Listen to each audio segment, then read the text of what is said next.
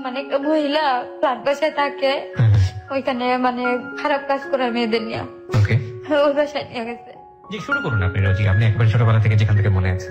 আমার যখন 4 বছর বয়স, তখন আমি একটু বুঝতে পারি, তখন দেখি যে আমার মানে আমি আমার দাদা দাদির কাছে, আমার ছোট একটা ভাই আছে, সেও তাদের কাছে। আচ্ছা। ওই সময় একবারে শিশুকালে আমার মায়ের কথা মনে নাই, তো আমার দাদা দাদির সবাই জিজ্ঞেস করতাম যে সবারই তো মা আছে, তা আমার মা কই? তো ওরা কেউ কিছু বলে নাই। তো না বলাতে কেউ বলতো যে তোর মা মারা গেছে, কেউ বলতো তোমার মা চলে গেছে, কেউ বলতো তোমার মা বেড়াইতে গেছে, আসতেছে, এক একজন এক এক কথা বলতো।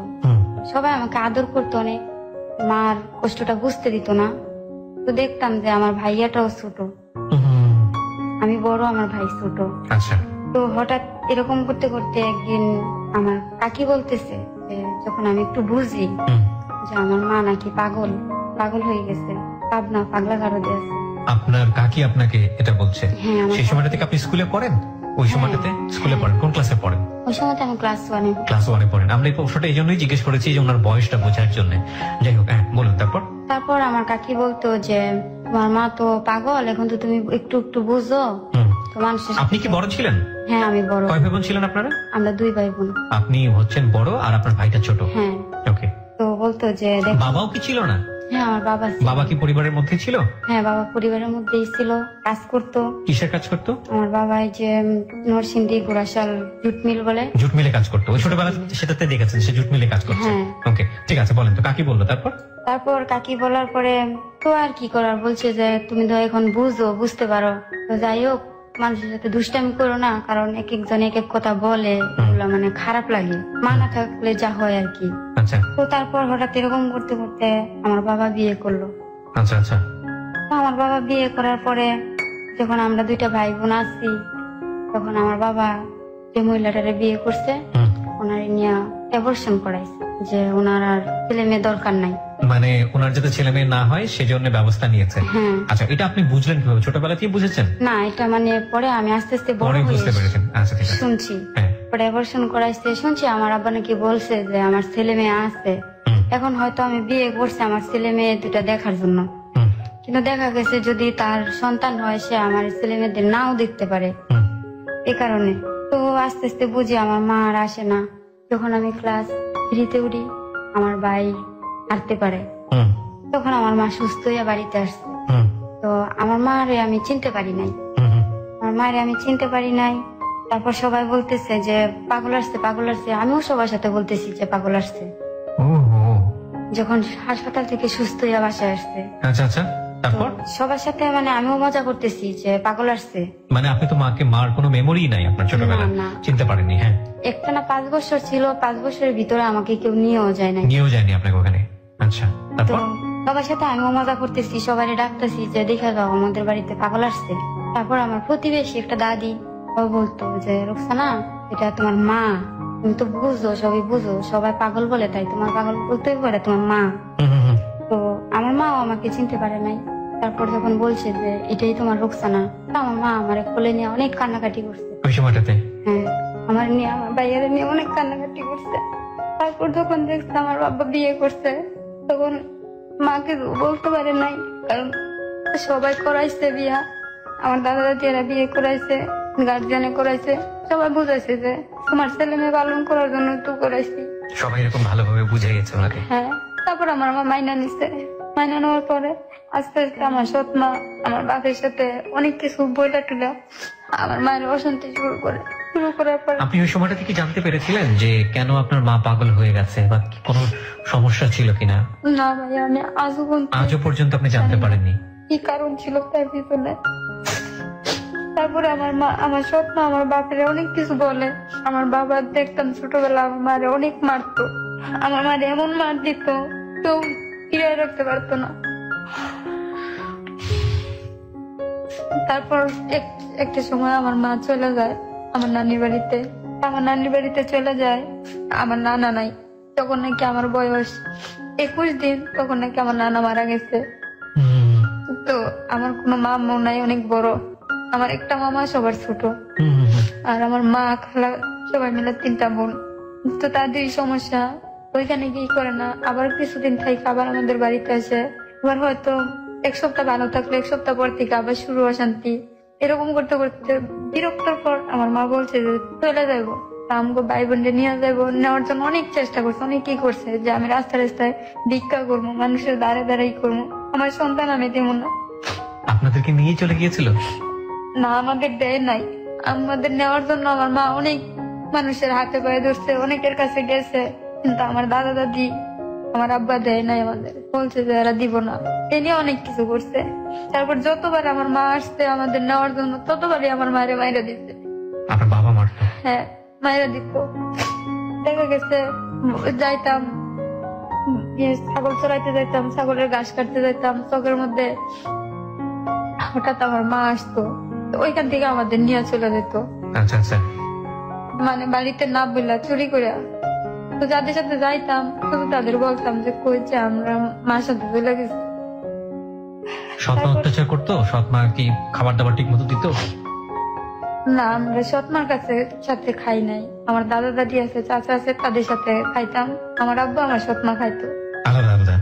হ্যাঁ, তো আমাদের ভাই বোনের খরচটা আমার বাবা দিত। আচ্ছা আচ্ছা। হঠাৎ আমার সৎমা আমাদের সাথে অনেক খারাপ ব্যবহার করে। তো একটা পর্যায়ে আমার অনেক মারছে আমার সৎমা। আমার আব্বা বাড়িতে নাই, আমি কারো কাছে বলি নাই, মারছে। তো আমার প্রতিবেশী একটা কাকি আছে, ওই কাকিটা আমার ছোট কাকার কাছে বলছে আচ্ছা যে আমি যে বয়ে বাড়িতে যাই না আমার ডাকতেছে। পরে তো আমি বয়ে বাড়িতে যাই না আমার ডাকতেছে কাকা, কাকা আমার আনতে যায়, আমি দৌড়াই। আচ্ছা। ভাবছি যে হয়তো যদি আবার কাকাও মারে। তারপর আমার প্রতিবেশী চাচি বলতেছে যে ওরে আজকা ওর মা অনেক মার দিছে। এই কথা শুনে আমার কাকা গিয়া কারো কাছে কোনো কিছু না জিজ্ঞেস করে আমার সৎমারে গিয়ে মারছে। কাকা গিয়ে মানে তার তো ভাবি হয় এক অর্থে। হ্যাঁ হ্যাঁ, ভাবির গায়ে হাত তুলেছে। তারপর হ্যাঁ মানে মারছে যে ওই অপরাধ করছে, ভালো কথা আমাদের কাছে কইতো। আর এমন কি অপরাধ করছে যে এমনের মার দিছে, মানে অনেক আদর করতো। তো আমার মারছে কথাটা শুনে সহ্য করতে পারে নাই। আচ্ছা আচ্ছা। এখন ভাবির শরীরে হাত উঠাইছে, এখন আমার আব্বু আমার কাকার সাথে ঝগড়া করছে। এখানে আমার কোনো নাই। তো এক পর্যায়ে অনেক মারামারি করে আমার সৎ মারে আর আমার বাপের বাড়ি থেকে বের করে দেয় সবাই মিলে। হ্যাঁ, বের করে দেয়, আমাদের সাথে দেয় না। তারপর টঙ্গিতে এসে আমার আব্বা থাকে আমার সৎ মারে নিয়ে। তো থাকে সবাই, যাই হোক আমার বাপের বাড়ি ছাড়ছে, বিয়ে করছে, কিন্তু আমাদের ভাই বোনকে ছাড়ে নাই। আমাদের ভাই বোনদের প্রতি মাসে মাসে টাকা দিত, খাবার দিত, যখন যা লাগতো দিয়ে আসতো। আচ্ছা আচ্ছা। যখন আমি 3 বছর ব্রাক স্কুলে পড়ছি, তো যখন প্রাইমারি স্কুলে গিয়ে ভর্তি হয়েছি ক্লাস 4-এ, তখন আমার আব্বা শুইনা আইসা আমাদের গ্রামের বাজারে দোকান বাকি করে দিত, আপনি ওখান থেকে নিয়ে খেতে পারেন। হ্যাঁ, যে ওরা ভাই বোন যা চায় দিন, যে মাস শেষে আমি টাকা দিব। আচ্ছা আচ্ছা। তো ভাইয়া এমন করে আমার একটা ফুফুস আছে। বাবার সঙ্গে থাকতে পারতেন তো, থাকেননি কেন? বাবাকে দিত না? না, আমার দাদা দাদি চাচারা দেয় নাই। তারপর আমার একটা ফুফু আছে, আমার ফুফুটা অনেক খারাপ। আমার ফুফুটা আমি বাড়ি থেকে ডিভোর্স করে চলে আসে। আমি যখন ক্লাস 4-এ উঠি তখন থেকে আমাদের বাড়িতে থাকে। আচ্ছা। তো আমি ক্লাস 4-এ উঠার সময় প্রথমে তো আমার কাকারা সবাই অবিবাহিত ছিল। তো আমার 2টা কাকা বিয়ে করে। আচ্ছা। তো 2টা কাকা বিয়ে করে আমার 2টা কাকি আসে, সবাই বলে যে আমাকে ভাই বোনের কথা, যে তাদের জন্য কোনো অযত্ন না হয়। তো যতদিন তাদের বাচ্চা কাচ্চা ছেলে মেয়ে হয় নাই ততদিন আমাদের অনেকই করছে। যখন তাদের সংসার হয়েছে তখন থেকে দূরত্বটা বাইরে গেছে।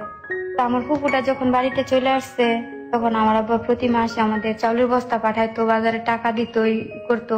তো দেখা গেছে কি চাউলের বস্তা আমার দাদি তো বুড়া মানুষ পাক করতে পারতো না, আমার বুবু চলে আসছে, আমার বুবু করে, আমার বুবু চুরি করে করে মানুষের কাছে বিক্রি করে দিত, মানে ওর নিজেরই করতো, আয় করতো। তা আমরা বুঝতাম না। দেখা গেছে খাওয়ার সময় মানে আমাদের যে খাবার দিত পেট ভরতো না।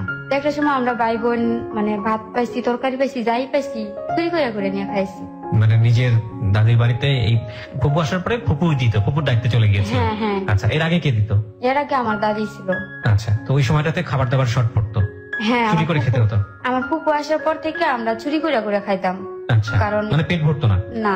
দেখা গেছে যেদিন আমার আব্বা বাড়িতে আসতো, আমার আব্বা বাড়িতে আসলে মানে সবার বাজার টাজার করলে, রান্না বান্না করলে সবাই একসাথে নিয়ে বসে খাইতো। তো যদি বলছে অনেক সময় মানে আব্বা গেলে গা ফুপু মারতো, ওই ভয়ে আব্বার কাছে বলি নাই। আচ্ছা। যে থাক, কারণ জানি যে যদি সৎমার কাছে গেলে সৎমা মারে, থাক তার চেয়ে ভালো বাড়িতেই মার খাই, ওই ভয়ে বলি নাই। তো আমার আস্তে আস্তে প্রাইমারি স্কুল শেষ করে হাই স্কুলে ঢুকছি, ক্লাস 6 উঠলাম। আমার লেখাপড়া খরচ যা আছে সব আমার আব্বাই দেয়, আমার চাচারাও দেয়। আর আমার সবার ছোট কাকা যেটা ওইটা তখনও বিয়ে করে নাই। আমার স্কুলের বই খাতা স্কুল ড্রেস মানে যাবতীয় লাগতো খরচ আমার কাকাটা কাজ করতো, কাজ করি না মানে আমার কাকার কাজের টাকাটা সম্পূর্ণ আমার পিছনে খরচ করতো। তো আমার আব্বার কাছে তেমন চাইতাম না। তো এরকম করতে করতে ভাইয়া দেখা গেছে যে আমার আব্বাও তো সব দিয়ে পারে না, কারণ আমাদের ভাই বোনের করতে গেলে আমার আব্বার আরো 4-5 জন মানুষের খাবার সহায় দিতে হয়। কেন? মানে আমাকে ভাই বোনরে পালে দেখে বললাম না যে আমার কাকারা বিয়ে করার পরে একটু দূরত্ব বেড়ে গেছে, বউ বয়সের পরে মানে আমার দাদা দাদির কেউ খাবার দিব না, মানে দিলে আপনাদেরকে খাওয়াবে। এই কারণে this is very much true. একটা গ্রামীণ যৌথ পরিবারে যেটা হয়, বিশেষ করে দাদি যিনি থাকেন তার যদি 4-5টা ছেলে থাকে, সবার মধ্যে এক ধরনের অদৃশ্য কম্পিটিশন কাজ করে ইন এ ব্যাড সেন্স, যে আজকে দুপুরের খাবারটা আমরা দিব না, অমুকে দিবে, অমুকে দিব না, তমুকে দেবে।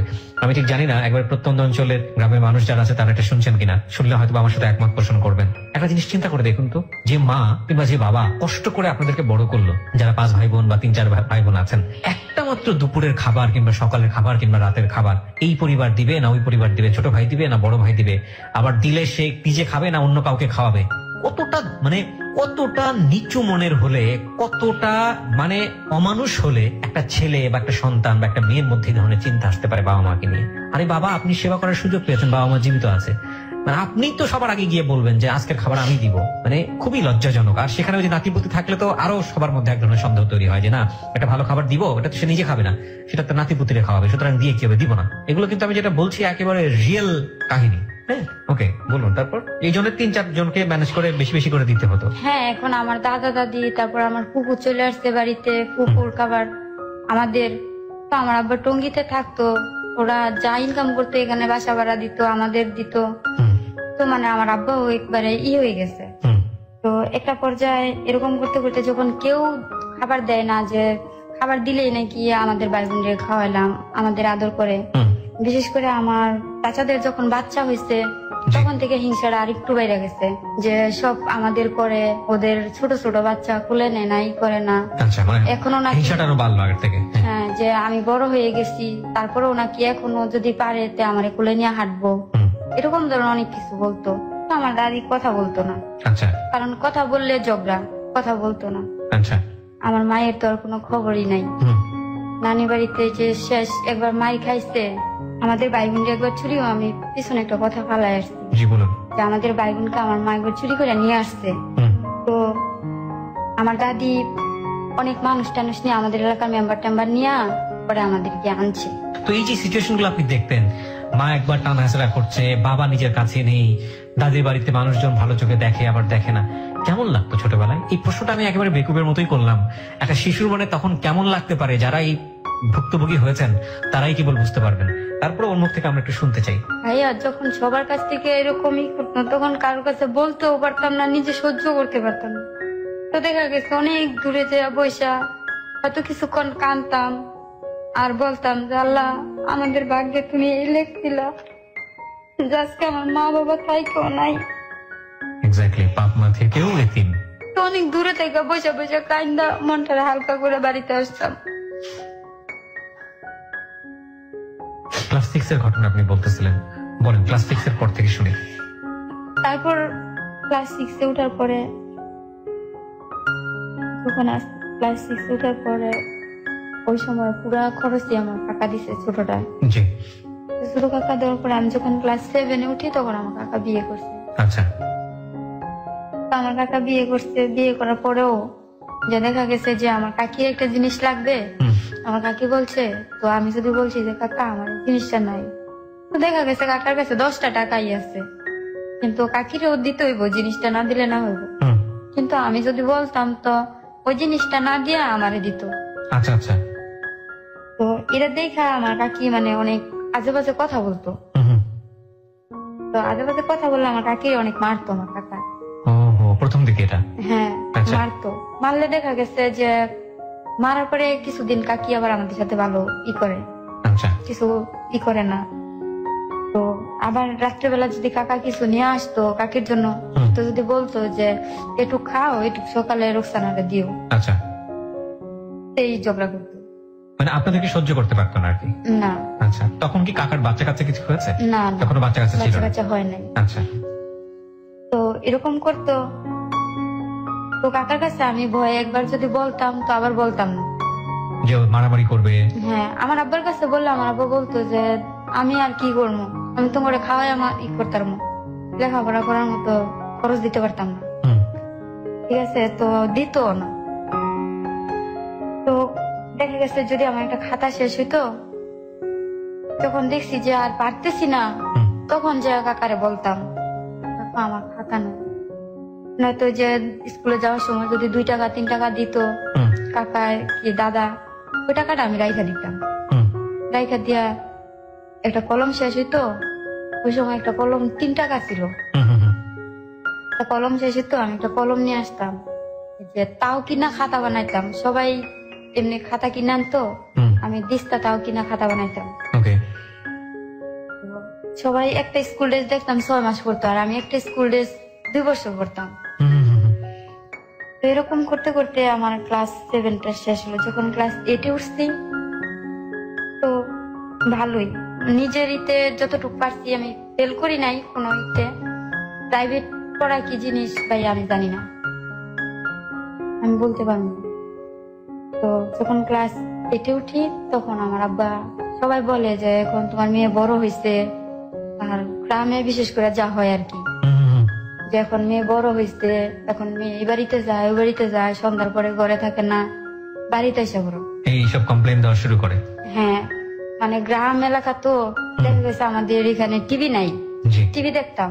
ওই সময় একটা অনুষ্ঠান হতো যে আলিফ লায়লা, তো ওই অনুষ্ঠানটা দেখার জন্য দৌড়াইতাম। তারপরে যে আমাদের গ্রামে সবার কাছ থেকে 10 টাকা 5 টাকা করে উঠায়া যে ভিডিও না দেখতো সবাই, হ্যাঁ, তো ওটির মধ্যে যাইতাম, দেখতাম। তো এদিনিয়া সবাই মানে বলতো আমার আব্বারে। আচ্ছা। তো আমার আব্বা বলছে যে ঠিকই তো, যাই হোক আমার সন্তান। তো আমার আব্বা বাড়িতে এসে বলছে। আচ্ছা। আমার আব্বা বাড়িতে এসে বলছে, বাড়িতে আসার পরে আপনাদের জন্য বাড়িতে চলে এসেছে। হ্যাঁ, তো দেখা গেছে যে আমার আব্বা বাড়িতে আইসা, তো আমাদের গট্টর তো আগে সব গাঙ্গা টেঙ্গা ছিল, আবার গট্টর উঠাইছে ই করছে। তো আমি কখনো ই করতাম না। তো আমার আব্বা বাড়িতে আসার পর আমি শুধু আমার আব্বার কাছে শুইতে চাইতাম। আচ্ছা। মানে সবাই আমার অনেক বকতো, অনেক বকাঝকা করতো, এমনকি আমার অনেক মারতো এটা নিয়ে, যে বাবার কাছে কেন যাস, যে আমি বড় হয়েছি, আমার লজ্জা নাই, এই নাই সেই নাই। Very important thing. বাবার হাতে তো কখনো পানিনি। এবং যখন আপনি ক্লাস 7-এ পড়েন তখনকার ঘটনা এটা না? ক্লাস 7 ক্লাস 8-এর ঘটনা। এই সময় যখন বাবার কাছে গেল পিতৃস্নেহ পাওয়ার জন্য, তখন আবার সামাজিক ভাবে তার দিকে হয়তো সেটা সমাজের দিক থেকে ঠিকই আছে, অন্যরকম একটা সেন্স তার উপর চড়াও হচ্ছে। বুঝুন, একটা মানুষের বেড়ে ওঠার জায়গাটা থেকে, একটা নারীর বেড়ে ওঠার জায়গাটা থেকে কতটা কঠিন হতে পারে যেটা ছিল রোজির শৈশব। প্রিয় শ্রোতা, আমরা সবসময় একটা কথা বলি, যেই সিচুয়েশনে যেই পরিবেশে শিশুকে আমরা বড় করছি, সামহাও তার ক্যারেক্টারের মধ্যে, তার চরিত্রের মধ্যে এবং তার চিন্তা ভাবনার মধ্যে সেই পরিবেশটাকে সে অ্যাডপ্ট করে, এবং এটার রেজাল্ট তার জীবনে পড়ে। শুধুমাত্র তার জীবনে পড়ে না, তার চারপাশের যে পরিবেশ আছে সেই পরিবেশের উপরে পড়ে, কারণ সে সেভাবেই অ্যাক্ট করতে থাকে। তারপর হ্যাঁ, তখন আমার আব্বা বাড়িতে আসার পর আমি আমার দাদিকে ছাড়া আমার ঘুম আসতো না। আমার দাদিকে ছাড়া আমি কারো কাছে শুইতাম না। যতক্ষণ আমার দাদি আমার পাশে না শুইতো ততক্ষণ আমি শুইতাম না, আমার দাদির সাথে সাথে হাঁটতাম। তো আমার আব্বা আসার পরে আমি আর কারো কাছে যাই না। তো আমি জানি যে আমার জায়গা দিব না, তো কি করতাম, আব্বার সাথে ঘুমানোর জন্য মানে সন্ধ্যাবেলায় যে শুয়ে ঘুমের ভান করে থাকতাম, যে হয়তো যদি ঘুমাই থাকি বলবো যে ঠাক ঘুমাই গেছে, ডাকাডাকি করলো মানে আমি উঠতাম না, বুঝাইতাম যে আমি ঘুমাই গেছি। বাবা ডাকলেও আপনি যেতেন না? না, আমার আব্বা বলতো যে আচ্ছা থাক, শুয়ে থাক। আচ্ছা আচ্ছা। তো আমার সৎ মা মানে বাবার কাছে গিয়ে আপনি থাকতেন, কিন্তু কেউ ডাকলেও আপনি বাবার কাছ থেকে উঠতেন না? না। আচ্ছা। তো ট্রেনে উঠছি, এসএসসি পরীক্ষা দিছি। ওই সময় ভাইয়া মাঝখানে একটা কথা বলি, যে আমার প্রতিবেশী একটা কাকা ডাকতাম, ওনার একটা শালা আসতো, আমরা মামা ডাকতাম, দুষ্টামি করতাম। তো উনি ডেলি প্রতিদিন আসতো, বিকাল দিকে আসতো, তো আসলে মানে ওই সময় কি প্রেম ভালোবাসা কিছু বুঝতাম না। কে আসতো যেন? মানে আমার কাকার শালা। কাকার শালা, আচ্ছা ঠিক আছে। হ্যাঁ, প্রতিবেশী কাকার শালা। তো আসতো, তো প্রতিদিন বিকালে আসতো, আমরা দুষ্টামি করতাম, মামা ডাকতাম। তো কাকার শালা তো মামা, যে আমার চাচাতো বোন আছে ওর মামা ডাকে, তো আমার বোন মামা ডাকলাম, মামা না মামা ডাকতাম। তো এরকম করার পরে ভাইয়া ঘটনা হয়েছে, আমাদের প্রতিবেশী একটা চাচাতো ভাই আছে, সে আগে বিয়ে করছে। আচ্ছা ঠিক আছে, সে একটা বিয়ে করছে, তার একটা বাচ্চাও আছে, তারপর বউটা সে ছেড়ে দিছে। তো বউটা ছেড়ে দেওয়ার পরে দেখতাম আমার দাদার সাথে আসতো আমাদের বাড়িতে, তো আমরা দুষ্টামি করতাম। তো হঠাৎ আমার বিয়ের প্রস্তাব দেয়। ওই ছেলে প্রস্তাব দেয়? হ্যাঁ। দাদার কাছে? না, আমার দাদার কাছে সরাসরি দেয় না, অন্য একজন দিয়ে আমার দাদার কাছে। ওনার কি ছেলে মেয়ে ছিল? হ্যাঁ, ছেলে মেয়ে থাকা অবস্থায় ছেড়ে দিয়েছে, ওই অবস্থায় আপনাকে বিয়ের প্রস্তাব দেয়? হ্যাঁ হ্যাঁ। আচ্ছা। তো বিয়ের প্রস্তাব দেওয়ার পরে মানে জানে যে মানে ওটা সেও মানে এই বিয়েটা নিজের ইচ্ছাতে করে নাই, পরে নিয়ে আটকায় বিয়েটা করানো হয়েছে। আচ্ছা। সে কারণে মানে সে ই করতে পারে নাই। ওকে। তারপরে আমার দাদা একদিন দুদিন 3 দিন ই করতে করতে, তো সে প্রতিদিন কথাটা যখন অন্য কারো দিয়ে বলাইছে, বলানোর করে সে প্রতিদিন আমার দাদার কাছে এসে বসে থাকতো। আমি যখন এই কথাটা শুনছি, শোনার পর থেকে যদি দেখতাম ওরে, যতক্ষণ দেখতাম যে হ্যাঁ আমাদের বাড়িতে আছে, ততক্ষণ আমি বাড়িতে আসতাম না। পছন্দ করতেন না? না। ওই সময়টাতে কাউকে কি নিজের মন থেকে ভালো লাগতো? না, ভালো লাগতো না। আচ্ছা, ক্লাস আপনি এসএসসি পরীক্ষার পরের কথা বলছেন এটা? হ্যাঁ। আচ্ছা, ওকে। তো সারাক্ষণ স্কুল নাই কিছু নাই, সারাক্ষণ ঘুরতাম, খেলতাম, খাইতাম। তো যতক্ষণ দেখতাম হ্যাঁ আসতো, ততক্ষণ আমি বাড়িতে আসতাম না। সেই আমাদের বাড়ির পিছনে একটা অনেক বড় একটা বন আছে, ওই বনের মধ্যে যাই সবাই মিলা এই যে দাঁড়িয়ে খেলতাম, সন্ধ্যার পরে বাড়িতে আসতাম। তারপর আমার দাদা আমার কয় যে হ্যাঁ পড়াতে পড়াতে আমার দাদারে ফালাই দেয়, আমার দাদারও দাদিরও। তো হ্যাঁ রাজি হয়ে যায়, রাজি হইয়া আমারে কয়। তা আমি তো এটার মধ্যে কোনো সময় রাজি না। তো এর মাঝখান দিয়ে আমার সৎ মা উঠায় কি যে আমি এর সাথে প্রেম করছি, আমি এর সাথে প্রেম করছি, এখন হ্যাঁ আমার বিয়ে করতে না পারলে হ্যাঁ ফাঁসি দিয়ে মরে যাবো, বিষ খাইবো, কারণ আমি বিয়ে করবো নাকে, রাজি নাকে। মানে যে ছেলেটা এসে এরকম করছে, আপনাদের বাড়িতে কাজ করে দিচ্ছে, সেই ছেলের সঙ্গে এই ধরনের কথা বলে? হ্যাঁ, আমার সৎ মা। আচ্ছা। যে না তো প্রতিদিন হ্যাঁ বইতে, অথচ আমি মনে হয় তার সাথে ভালো করে কোনোদিন কথাও বলেননি? কথা বলেননি। আচ্ছা। তো এরকম করার পরে তো আমার দাদা দাদি বলতো যে আমার নাতিটা ছোট থেকে পালছি, তো এদের আবার অনেক জায়গা জমিন ছিল, ঠিক আছে, আমাদের তুলনায় অনেক ছিল। আচ্ছা। তো গ্রামের মানুষ যা বুঝে আর কি, যে ঘরের ভাত খায় আর কিছু না হোক অন্তত 3 বেলা আমার নাতি পেট ভরে এখন ভাত খাইতে পারবো। আচ্ছা। আমার দাদা দাদি ওটা বলতো। আচ্ছা। তো বলার পরে যাই হোক একটা পর্যায়ে মানে সবার ইয়েতে গ্রামের পর্যন্ত পরে একটা পর্যায়ে রাজি হইলাম। আপনি রাজি হয়ে যান ওই লোকটাকে বিয়ে করার? হ্যাঁ, একটা পর্যায়ে রাজি হইলাম। লোকটার নাম কি ছিল? ওর নাম মন্না। মন্না ছিল। আপনার চেয়ে বয়সে কত বড় ছিল? আমার চেয়ে বয়স মনে হয় 8-10 বছর। 8-10 বছরের বড় হবে। আগে একটা বিয়ে করা ছিল এবং ওই সংসারে বাচ্চাও ছিল। কয়টা বাচ্চা ছিল? একটি বাচ্চা ছিল। ছেলে না মেয়ে? মেয়ে ছিল। কত বছর বয়স? ওই মেয়েটা হওয়ার 1 মাস না 2 মাস পরে বউটা ছেড়ে দিচ্ছে। মেয়েটা কি আপনার এই ভদ্রলোকের সঙ্গেই ছিল নাকি নিয়ে গিয়েছিল? নিয়ে গেছিল। তো সবাই মোটামুটি জোরাজুরি করাতে আপনি রাজি হয়ে গেলেন? হ্যাঁ, একটা পর্যায়ে মানে আমার দাদি দাদা অনেক কান্নাকাটি করে যে তোর সারা জীবন অনেক কষ্ট করছস, অনেক কি করছস, মানে এই ছেলের কাছে গেলাম তো 3 বেলা খেতে পারবি। হ্যাঁ, যার কিছু না পাস অন্তত 3 বেলা ভাত খেতে পেট ভরা। আচ্ছা। ঠিক আছে। তো এটি করে আমার আব্বা কিন্তু রাজি না। আচ্ছা। আমার আব্বার আমার সৎমা যখন ভুল বুঝাইছে যে আমি প্রেম করছি এখন বিয়ে দিত নাকে, তখন থেকে আমার আব্বু আমার আর দেখতে পারে না। আচ্ছা। ঠিক আছে। তো কি করবো, রাজি হয়েছি, বিয়ে দিল। তো ভাইয়া 5-6 মাস ভালো সংসার করছি, এখন সবাইতে মাইনা নিছি, কি করবো। আর এমন তো না যে আমি কারোর সাথে প্রেম করতাম, কারোর ভালোবাসতাম, যার কারণে আমার কোনো অমনীতি কি। তো 5-6 মাস ভালো থাকার পরে 5-6 মাস পর থেকে এসে আমারে মানে অনেক টর্চারিং করে, যে আমার বাপের বাড়ি থেকে এটা দেয় না, হিটা দেয় না। ওই যে 5,000 টাকা যৌতুক দেওয়ার কথা ছিল। 5,000 টাকা? আচ্ছা। 5,000 টাকা যৌতুক দেওয়ার কথা ছিল, ওই 3,000 টাকা দিচ্ছে, 2,000 টাকা পাওনা ছিল। আচ্ছা। আমার আব্বা বলছে যে পরে দিব। তো এটা নিয়ে অনেক কথা বলতো। তো ওই সময় আমার একটা বেবি কনসেপ্ট করি আমি। তো যখন শুনছে যে আমি বাচ্চা হবে, তখন আমার আব্বা আমার বাড়িতে নিয়ে আসছে। আচ্ছা। বাবা কি তখন সৎমাকে নিয়ে দাদার সঙ্গেই থাকতো? হ্যাঁ, বাড়িতেই থাকতো। এখন মানে আমার আব্বা বিয়ের পরে মানে আমার কষ্ট হইব দেখা বাজার, তো মানে আমার স্বামীর বাড়ির সাথেই বাজার, আমার স্বামীর বাড়ি পার হয়ে আমাদের বাড়ি আসতে হয়। তো আমার আব্বা বাজার করলে দুটা মাছ কিনলে একটা মাছ আমার জন্য কিন্তু একটা বাড়িতে নিয়ে আসতো। আচ্ছা, মানে মনে হয় না ভাইয়া আমি সংসার করছি ঠিক আছে, আমার স্বামীর রোজগারের টাকা মনে হয় না আমি খাইছি, মানে সবসময় বাবাই দিয়ে আসতো? সব আমার বাবারটাই। তো এরকম করার পরে যখন শুনছে, তো আমি তো বুঝতে পারি নাই যে আমার বাচ্চা হয়েছে। তো আমার শাশুড়ি শুনে বলতো মানে যে কার বাচ্চা কিসের বাচ্চা আমরা শুনছি না, মানে এত গ্রামের মধ্যে কি নিয়ম, এই বাচ্চা বলে বলে কি এই শাশুড়ি গিয়া আমার বাপের গিয়া হলুদ দিত এই করতো। তা আমি জানি না বুঝি না।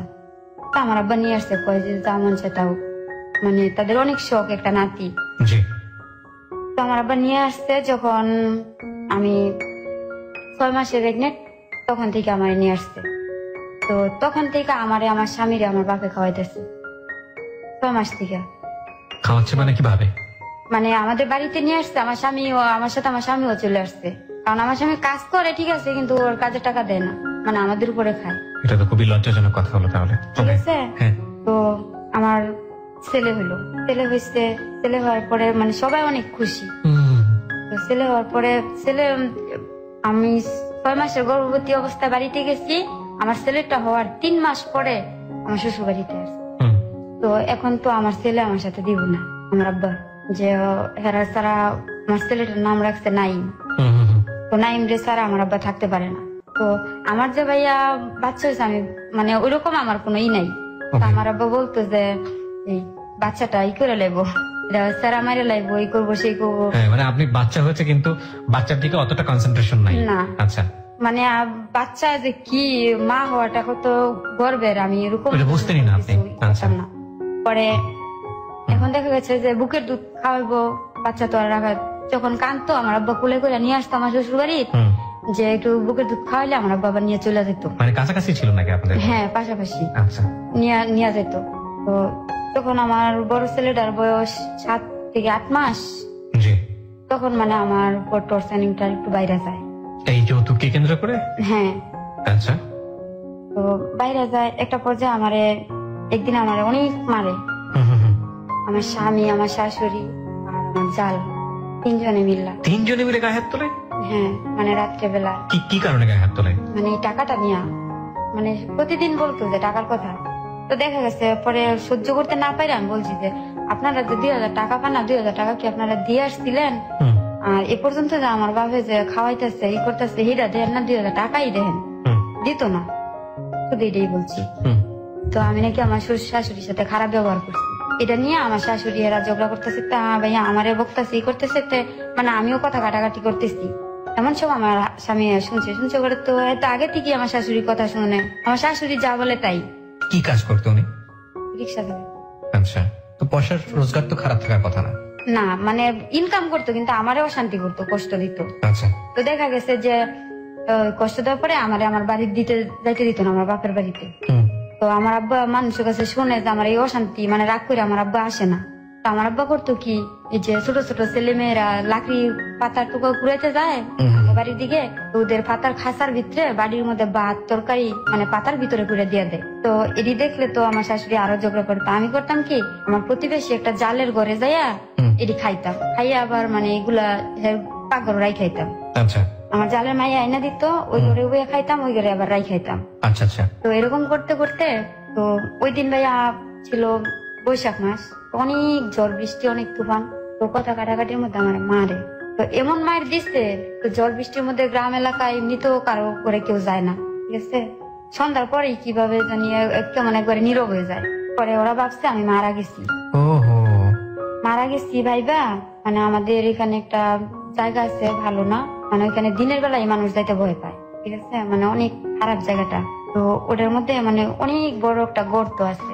আমাদের গ্রামে তো মাটির ঘর, ঠিক আছে, যে মাটি উঠায় ঘর দেয়, অনেক বড়, মানে এটার মধ্যে মানুষ নামলে উপরে থেকে দেখা যায় না, নিচে থেকে উপরের মানুষ দেখা যায় না। তো এটার মধ্যে পানি ভর্তি। তো আমি মইরা গেছি ভাইবা, রাত্রে মনে হয় 9:30 10টার দিকে, 8টা 9টার ভিতরে ঝগড়া হয়েছে, আমার মারছে। তো এতটুকুই বলতে পারবো আমি। তারপর যখন আমি অজ্ঞান হয়েছি, তখন হেরা ভাবছে আমি মারা গেছি। এখন তো ওদের বয় আমার করছে কি, রাত্রে করে 3 জনে নিয়ে মানে ওই গাতার মধ্যে ফালাই দিয়ে আসছে। আমার বাচ্চা তো আমার বাপের বাড়িতেই থাকে, আমার সাথে থাকে না। তো ফালাই দিয়ে আসছে পরদিন সকাল 10টার দিকে, যে ছোট ছোট ছেলে মেয়েরা লাকড়ি টুকাইতে যায়, ওরা যায় দেখে আমি এখানে পড়ে রয়েছি। তো ওরা মানে বলতেছে যে আমার ছেলের নাম নাইম, তো নাইমের মায় না এই এর মধ্যে পানির মধ্যে গিয়া শুয়ে রয়েছে, ভূতে ধরছে। তো আমার দাদি না খবরটা শুই না, মানে আমার দাদি একদম পাগল হয়ে গেছে, মানে পাগল যারা বলে আমার দাদি আমার বাবা। পরে শুনছি মানুষের কাছে ওরা বলছে যে ওরা কি করছে, আইসা আমার আনছে আমাদের নরসিংদী হাসপাতালে ভর্তি করছে, সদর হাসপাতালে। 2 দিন পরে আমার জ্ঞান ফিরছে। ওরা এই কাজটা করেছে মূলত যাতে করে আপনি যদি মরে যান তাহলে আপনার উপরে দোষ চাপাতে পারে। হ্যাঁ, বলবে যে আমারে মানে ভূতে ধরছে, এই করছে, মানে ওই জায়গাটা ভালো না। তো তো ওরা করতেছে কি, ওরা বলছে আমার বাপের যে কালকে রাত্রে নাকি আমি আমাদের বাড়িতে গেছি, যে এই তো কইছে নাইমের অসুখ নাইমে আনতে যায়, আমরা কি জানি। নাইম মানে আপনার ছেলে? হ্যাঁ। তো আমি সুস্থ হওয়ার পরে সব বলি খুইলা, বলার পরে আমার আব্বাও কইতাছে যে থাক, যা হয়েছে এই পর্যন্তই শেষ, তোরেও আমি পালমো, সেরাও আমি পালমো। মানে ছেলেটারও পালবে, মানে আপনার ছেলে? আর আমারে দিবে না। হ্যাঁ, আমারও পালবে, আমার ছেলেও পালবে, আমার আর দিবে না। আচ্ছা। তখন মানে ভাই সংসার কি, জীবনটা কি, বাচ্চা কি একটু একটু বুঝি, তো আমার আর দিবে না। তো আমার আব্বা যা বলে আমি তাই করি। তো আমার আব্বা নিয়ে নারী নির্যাতন একটা মামলা করে ওই সময়টাতে। হ্যাঁ, আমাদের নরসিংদী আচ্ছা জজ কোর্টে। তো আমার আব্বার সাথে যে মামলা করি, তো আমার আব্বা বলতেছে যে আমি চাই না যে তোর সংসারটা ভাঙ্গা থাকে, একটা বাচ্চা চাই, কিন্তু হ্যাঁ একটু শাস্তি দিই। আর আমার দাদি বলতো যে না আর দিমই না, প্রয়োজন আমি বাড়ি বাড়ি গিয়ে ভিক্ষা করবো, আমার নাতির আমি খাওয়াবো। আচ্ছা, তো মামলা করার পরে কি হলো?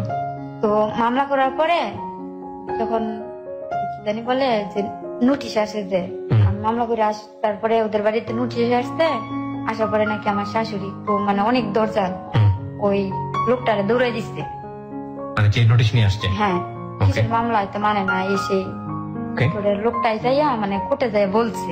আচ্ছা। তো বলার পরে ভাইয়া আমি আর জানি না, আমার লাইফে আমি মানে কোর্ট মামলা দেখি নাই, করি নাই কখনো। তো গেছি, তো যখন মানে হাজরিয়া ডেট পালাইছে ওই দিন আমি, আমার দাদি, আমার আব্বা, আমার বাচ্চারা খুলে উঠে আসবো। তো বাজারে আমার আব্বা রিক্সা আনতে গেছে, আমরা দাঁড়াই গেছি। তো যে দোকানের সামনে দাঁড়াইছি ওই দোকানেই বসা ছিল আমার স্বামী। তো আমাদের শোনায় বলতেছে যে আজকে জামু যে শ্বশুর বাড়ি লাল দালানের ভাত খাইতে, দেই আমার একটু আটকায় ফিরায়, মানে অনেক কিছু আপনাদেরকে শুনিয়ে শুনে বলছে। হ্যাঁ। তো আমার শাশুড়ি গেছে, আমার বাসুর গেছে, স্বামী গেছে, আমরা গেছি। তো যাওয়ার পরে ভাইয়া আমি শুধু আমার বাচ্চাটা কোলে নিয়ে কাঠগোড়ায় দাঁড়াইছি, এতটুকু বলতে পারবো। শুধু মানে কাঠগোড়ায় দাঁড়াইছি আমার বাচ্চাটা কোলে নিয়ে। আর এই জজ সাহেব উনি শুধু আমার বাচ্চাটা দেখলো, আমারে দেখলো, তারপর মানে ওদের আটকাই দিল। ঠিক আছে, আটকাই দিচ্ছে। আটকাইছে পরে আমি মানে আমার কিছু জিজ্ঞেস করে নাই, না জিজ্ঞেস করে আটকে দিয়েছে। হ্যাঁ, কিছু জিজ্ঞেস করে নাই। তো জিজ্ঞেস করে নাই, তো পরে শুনছি আর কি, দ্বিতীয় হাজিরাতে যাওয়ার দিয়ে পরে শুনছি যে আমার বাচ্চাটা নাকি অনেক কান্না করছে ওর কাছে যাওয়ার জন্য, বাবার কাছে যাওয়ার জন্য। ওই যে জজ সাহেব ছিল উনি নাকি দোতলায় ছিল, তারাই নাকি দেখছে যে মানে বাদাম খাইতেছে আর অন্য 2-3টা মেয়ের সাথে হাসাহাসি করতেছে। আচ্ছা। আমার বাচ্চাটা নাকি 2-3 বার ব্যথাও পাইছে বইরা, তাও ডাক দেয় নাই, নাই নাই। আচ্ছা, তো আটকায় দেওয়া বলে বলতে আপনি কি বোঝাচ্ছেন? মানে জেলখানায় নিছে গা। আপনি জামাইকে জেলখানায় নিল? অ্যারেস্ট করছে। আচ্ছা। তো নেওয়ার পরে এখন হেরা আমার আর নিব না, তারা যেমনি পারে যত টাকা লাগে এরা মানে ছুড়ে আনবো। আচ্ছা। এরকম করতে করতে ভাই অনেক জায়গা বিক্রি করছে আমার শাশুড়ি, বিক্রি করে টাকা খরচ করছে, কিন্তু বাইর করতে পারে না। আচ্ছা। একটা পর্যায়ে বলতেছে যে দেখেন এর তো নারী নির্যাতন,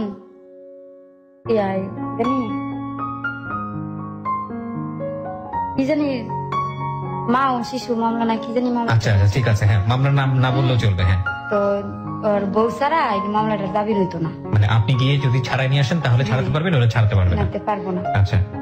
তো আমার আব্বা বলছে যে ঠিক আছে পরে বার করে আনবো, কারণ আমার মায়ের নামে কও যে কতটুকু জায়গা লিখে দিত। আমার আব্বা বলতেছে কারণ এরা জায়গা লিখে দিব না, অথচ আমার আব্বা যতটুকু জায়গার কথা বলছে তার সাথে মানে 3 ডাবল জায়গা ওরা বিক্রি করছে। আচ্ছা। তো যখন এক পথে পারে না তখন আমার বাচ্চারা অনেক কান্দে, বাপের জন্য অনেক কান্নাকাটি করে। তো একদিন জেলখানায় যাই দেখার জন্য, ঠিক আছে, যাওয়ার পরে জেলখানার মধ্যে অনেক কান্নাকাটি করে। আচ্ছা। তো কান্নাকাটি করার পরে আমার মায়া লাগে, বাচ্চাটাও কান্দে, হ্যাঁ কান্দে, থাক মানে জামাইও কান্নাকাটি করছে। হ্যাঁ। তো ভাবছি যে ভাই জীবনে বাপ মা থাকা সত্ত্বেও বাবা মার আদর পাইছি না, আমার মতো কি আমার সন্তানও? তো কথাটা বাইতে বাড়িতে কারো কথা না বললে আমি আমার শাশুড়ির সাথে পড়তে যাই, যাইয়া তো আপোষনামার মধ্যে আমি সিগনেচার করি যে আমরা মীমাংসা হয়ে গেছি, স্বামী স্ত্রী মিলে গেছি। আমি সাইন করে দেওয়ার পরে মানে ওরা জামিন দেওয়া দেয়। যে কথাটা আমার বাপে শোনার পরে মানে আমার বাপে আরো অনেক রাগ, কেন তুমি করলা এটা? যে তোরে মাইরা ফালাই দিছে, হ্যাঁ জাস্ট একটু শাস্তি দেওয়ার জন্য করছি, তোরে তো কইছি না যে একবারে দিতাম না। অনেক রাগ। জেলখানাতে আসার 1 সপ্তাহ পরে আমার মামা শ্বশুর আইসা আমাদের নিচ্ছে। আচ্ছা। নেওয়ার পরে ও জেলখানাতে বের হওয়ার 2 মাস পরে আমি আবার প্রেগনেন্ট। মানে কনসিভ করেন আবার? হ্যাঁ। জেলে ছিল কতদিন? 3 মাস। 3 মাসের মতো জেলে ছিল। আচ্ছা, তারপর? তো জেল থেকে আসার 2 মাস পরে আমি আবার কনসিভ করেন। হ্যাঁ। তখন আমার বাপের বাড়ি, আমার বড় ছেলে তো বাপের সাথেই থাকে, দেয় না, ওর টেনশন করি না। তো দেখা গেছে একটা উসিলা পাইছে আমি নাকি করবো।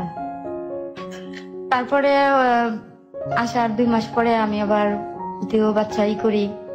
করার পর দেখা গেছে আমার মানে আমি আমার সংসারটা গুছাইতে চাইতেছি, কারণ সে একটা সূত্র ধরছে আমার জন্য, জমি বিক্রি করছে, এই করছে সেই করছে। মানে ওরা যে করছে আমি যে বলতাম, মানে মাঝে মধ্যে ভয় দেখাইতাম যে আমি কিন্তু মামলা উঠাই নেই, আমার অশান্তি করলে মারলে আবার যাবো। তো এরা যে মানে একবারে আপোষনামা দিয়ে দিচ্ছে ওইটা আর আমি জানতাম না, ঠিক আছে, মানে একবারে করে মামলাটা উঠাই নিয়ে আসছি। আপনি কি মামলা একবারে তুলে নিয়ে আসছিলেন? মানে আমি জানতাম না, ওরা বলতো যে জামিননামা, কিন্তু আলটিমেটলি আপনি সাইন টাইন করে একেবারে মামলাটা তুলে দিয়েছেন, যাতে আর মামলা নাই। মানে ওরা ওই কাজটা করেছে, কিন্তু আপনি ওই সাইন করে দিয়েছেন জামিননামা, তুমি সই দিলে তোমার মামলা থাকবো, তুমি জামিনে বাইর করে নিবা। আচ্ছা আচ্ছা। কিন্তু আলটিমেটলি মামলাটা উইথড্র করে নিয়েছেন আপনি। হ্যাঁ। ওকে, সেটা আপনি বুঝতে পারেননি, আপনাকে কারসাজি করে আপনার কাছ থেকে তুলে নিয়েছেন। ঠিক আছে, তারপর? তো তারপরে ওই আমার আবার অশান্তি করে, তো বারবার তো আর মামলা করা সম্ভব না, কারণ নিজের কাছে একটা লাগে। তখন আর মানে বাবার কাছে যাই, মানে কারো কাছে আর বলতেও পারি না যে আমার এরকম করে। তারপরে হ্যাঁ কাজ করে না, একদিন কাজে গেলে 2 দিন কাজে যায় না, 2 দিন গেলে 3 দিন কাজে যায় না, বাজার টাজার আনে না, মানে অনেক কষ্ট। আমি মানুষের বাড়িতে কাজ করি, কাজ করে যাই করি। তো আমাদের এলাকায় নতুন একটা ফ্যাক্টরি তৈরি হচ্ছে, আমি ফ্যাক্টরিতে চাকরি নিই। আচ্ছা। ফ্যাক্টরিতে চাকরি নেওয়ার পরে। কিসের চাকরিটা? স্পিনিং মিল। স্পিনিং মিল মানে গার্মেন্টস এর চাকরি? হ্যাঁ, চাকরি নেই ভাইয়া, বেতন মাত্র, কাজ তো আমি আগে কোথাও কাজ করি নাই, 970 টাকা বেতন। ওই কনসিভ করা অবস্থাতেই? হ্যাঁ। আচ্ছা। তো মানে ওই সময় বুঝি নাই যে আমি কি করছি, তারপর যখন বুঝতে পারছি তখন কি করবো, এটা নিয়েই আমি কাজ করি, ঠিক আছে। তো এটা নষ্ট করার জন্য অনেক করছি। 2 দিন হাসপাতালেও গেছি, যাওয়ার পরে মানে যতদিনই বলছি যে আমি এটা রাখবো না, ততবারই মানে আমার বড় ছেলেটা অনেক অসুস্থ হয়ে যায়। আচ্ছা আচ্ছা। ঠিক আছে, তারপরে বাদ দিছি যে থাক, তা আছে ভাগ্যে, আর করবো না। একটার জন্য আমি 2টা হারামো, পরে আর করি নাই। তো মানে এদিকটা ওই করছে কি যে এটা ওর না, এই বাচ্চাটা তার না। মানে আপনার জামাই মনু না কি যেন নাম ছিল? মুন্না। মুন্না। মুন্না আপনার সেকেন্ড বেবিটা অস্বীকার করছে যখন বেবিটা পেটে। হ্যাঁ, এই বাচ্চাটা তার না। আমার শাশুড়িও বলে, তাইও বলে যে বাচ্চাটা তার না, মানে স্বীকারই করে না, আমার অনেক টর্চারিং করে। কমপ্লেক্সিটিটা কোথায় গিয়ে দাঁড়িয়েছে প্রিয় শ্রোতা, একবার চিন্তা করে দেখুন। তারপর মানে ওরা বলতেছে যে আমি জেলখানায় ছিলাম, বাচ্চাটা আমগো না, এই সেই, ওরা কোনো কোডের কোনো মানে উকিল টুকিলের ঠাকুর সাথে ই করে যাইয়া আমার জেল খাটাইছে, অনেক বাজে মন্তব্য করতেছে। তো আমিও বলতাম, তর্ক করতাম যে ঠিক আছে তাহলে হিসাব করো, আপনারা সবাই হিসাব করেন, দেখেন আমার বেবিটা আসলে তার কিনা হিসাব করে দেখেন ওই কতদিন জেলখানায় ছিল আর জেলখানাতে বেরোনোর কতদিন পরে আমার বেবিটা হয়েছে, আপনারা ই করেন পরে এটা নিয়ে অনেকদিন তর্ক বিতর্ক চলতো। তারপর মাঝখান দিয়ে কই থাক, ওরা যখন অস্বীকার করে যে এটা হ্যাগো না, এই কারণে আমি আর বেবিটা নষ্ট করবো না, ঠিক আছে। মানে আপনি জেদ চেপে গেল আপনার। হ্যাঁ, ওরা যখন বলতেছে যে এটা অন্য লোকের মানুষের, ঠিক আছে আমি আর এটা নষ্ট করবো না, আমি আমার বেবিটা রাইখা দিলাম। আমার বেবিটা নিয়েই আমি কাজ করি। তো যেদিন নিয়ে আমার বেবিটা হইব ওই দিনও আমি কাজ করি, সারা এসিপ ডিউটি করে সকাল 6টা বাজে ডিউটিতে গেছি, 2টায় আসছি। 2টা বাজে ডিউটিতে আইসা রান্না বান্না কইরা গটর গুছায়া মানে রাত্র এসব নামাজের দিকে যায় আমার বেবিটা হয়। এটা কি মানে আপনার স্বামীর বাসাতেই হয় নাকি? হ্যাঁ, মানে আমার দাদি ওরা বলছিল আমার আব্বা তো আর আমার সাথে তেমন কথা বলে না এই ব্যাপারে, রাগ কইরা এমনি সবই দেয় আমারে, কিন্তু আমার সাথে বেশি কথা বলে না।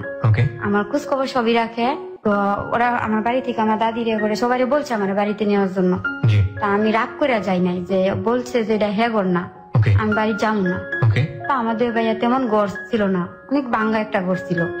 তো সবাই বলতো যে এই ঘরে ডেলিভারি হলে কি হয় না হয়, কেমনে থাকবি? আমি বলছি যা হোক আমি এখানেই থাকবো, যাবো না। আমার শাশুড়ি অনেক বকাবাদ করতো, আমারে ঝগড়া দিত যে আমি যাইতাম না কি লেগে এসে। আমি বলছি যে আমার ইচ্ছা। একটা পর্যায়ে মানে ওরা আমার বাপের বাড়িতে বুঝতে পারে নাই যে আমি এই রাগ করে যাই না, ঠিক আছে। তা আমার দাদি বলতো যে তাইলে তোর যদি ডেলিভারি হয় আমরা কি প্রতিদিন দৌড়ে আইয়া তোর কাজ করে দিতে পারবো? তা আমি বলছি যে থাক, আমার কাজ আমিই করতে পারবো, আমার কাজ আমিই করবো, তাও আমি যাইতাম না। আমার আব্বা ভাবছে যে মনে হয় আমার আব্বার সাথে রাগ করছি আমি। লাস্ট পর্যন্ত আমার আব্বাও আসছিল আমার নেওয়ার জন্য, আমি যাইনি। তো আমার শাশুড়ি করছে কি যে আমি কেন আমার বাপের বাড়িতে যাই নাই। তো ওই দিন যেদিন আমার বেবিটা হইব, আমার বড় ছেলেটা আমার সাথে ছিল। তো যখন আমার মানে অনেক প্রসব বেদনা, তখন আমার বড় ছেলেটারে বলছিলাম যে আব্বু আমার দাদিরে যে বলো যে মার নাকি অনেক পেট ব্যথা করতেছে, খারাপ লাগতেছে, আপনারে মা ডাকে। আপনার হাজবেন্ডের কথা বলছেন আপনি? না, আমার ছেলেরে বলছি। না, সেটাই তো, কাকে ডাকার কথা বলছেন? আমার শাশুড়িরে। শাশুড়িকে? আচ্ছা, তারপর? তো আমার ছেলেটা গেছে, যাওয়ার পরে তো বাচ্চা মানুষ তো রাত্র অন্ধকার, তো আমার ঘর থেকে শাশুড়ি ঘরটা একটু দূরে। তা আমি আবার দরজার মধ্যে দাঁড়ায় রয়েছি, উকি দিয়ে রয়েছি যে ছেলেটা যাইতেছে। আমি শুনতেছি যে আমার ছেলেটা বলতেছে যে দাদি আমার মা না কানতাছে, পেট ব্যথা করতেছে, তোমার কইছে আইতা। তো আমার শাশুড়ি আমার ছেলেটার উত্তর দিয়ে দিছে যে আচ্ছা তোর মায়ের যাইয়া কই, যদি তোর মার অনেক খারাপ লাগে তাহলে ডাক দিত। এই কথাটা বলার পরে যে ভাবছি যে কিরে, উনি জানে আমার এরকম অবস্থা, তারপর এটা সময়, তো এরকম একটা উত্তর দেওয়াটা তাদের হয়েছে। রাগ করে আমার ছেলেরা মানে এদিকে হচ্ছে ব্যথা যন্ত্রণা, ওইদিকে আমার শাশুড়ির উপর রাগ করে আমার ছেলেরা অনেক বকাবকি করতেছে। তো মানে আমার শাশুড়ি কথাটা শরীরের মধ্যে অনেক মানে আমার ছেলেরে মাইরা যে রাগটা করছে। তো মানে একজনের রাগ আপনি আরেকজনের উপর ঝেড়েছেন আর কি? হ্যাঁ। তো আমার ছেলেটা ঘুমায় গেছে, আমি তো ব্যথায় ছটফট করতেছি। তো এমন একটা মানুষ নাই যে আমি আমার বাড়িতে একটা খবর দিব, মানে এই যে কান্না করতেছি আসে না, কেউ আসে না। তো না আসাতে হঠাৎ আল্লাহর অসীম রহমত, মনে করেন আমার বাচ্চাটা খালি করেই হইল, ঘরে কেউ না, আমি একাই। তো এখন তো আর আমি কিছু করতে পারি না। পরে আমার জালের একটা নাতি আছে, ও যাইতে দিছিল আমার দরজার সামনে দিয়া। পরে ওরে ডাইকে আমি বলছি যে মানে আমার জেডাইডিরে যে আমার দেবরের নাম কালু, তো আমি কইছি যে কালুর মারে গিয়া কবি যে নাইমের মা ডাহে।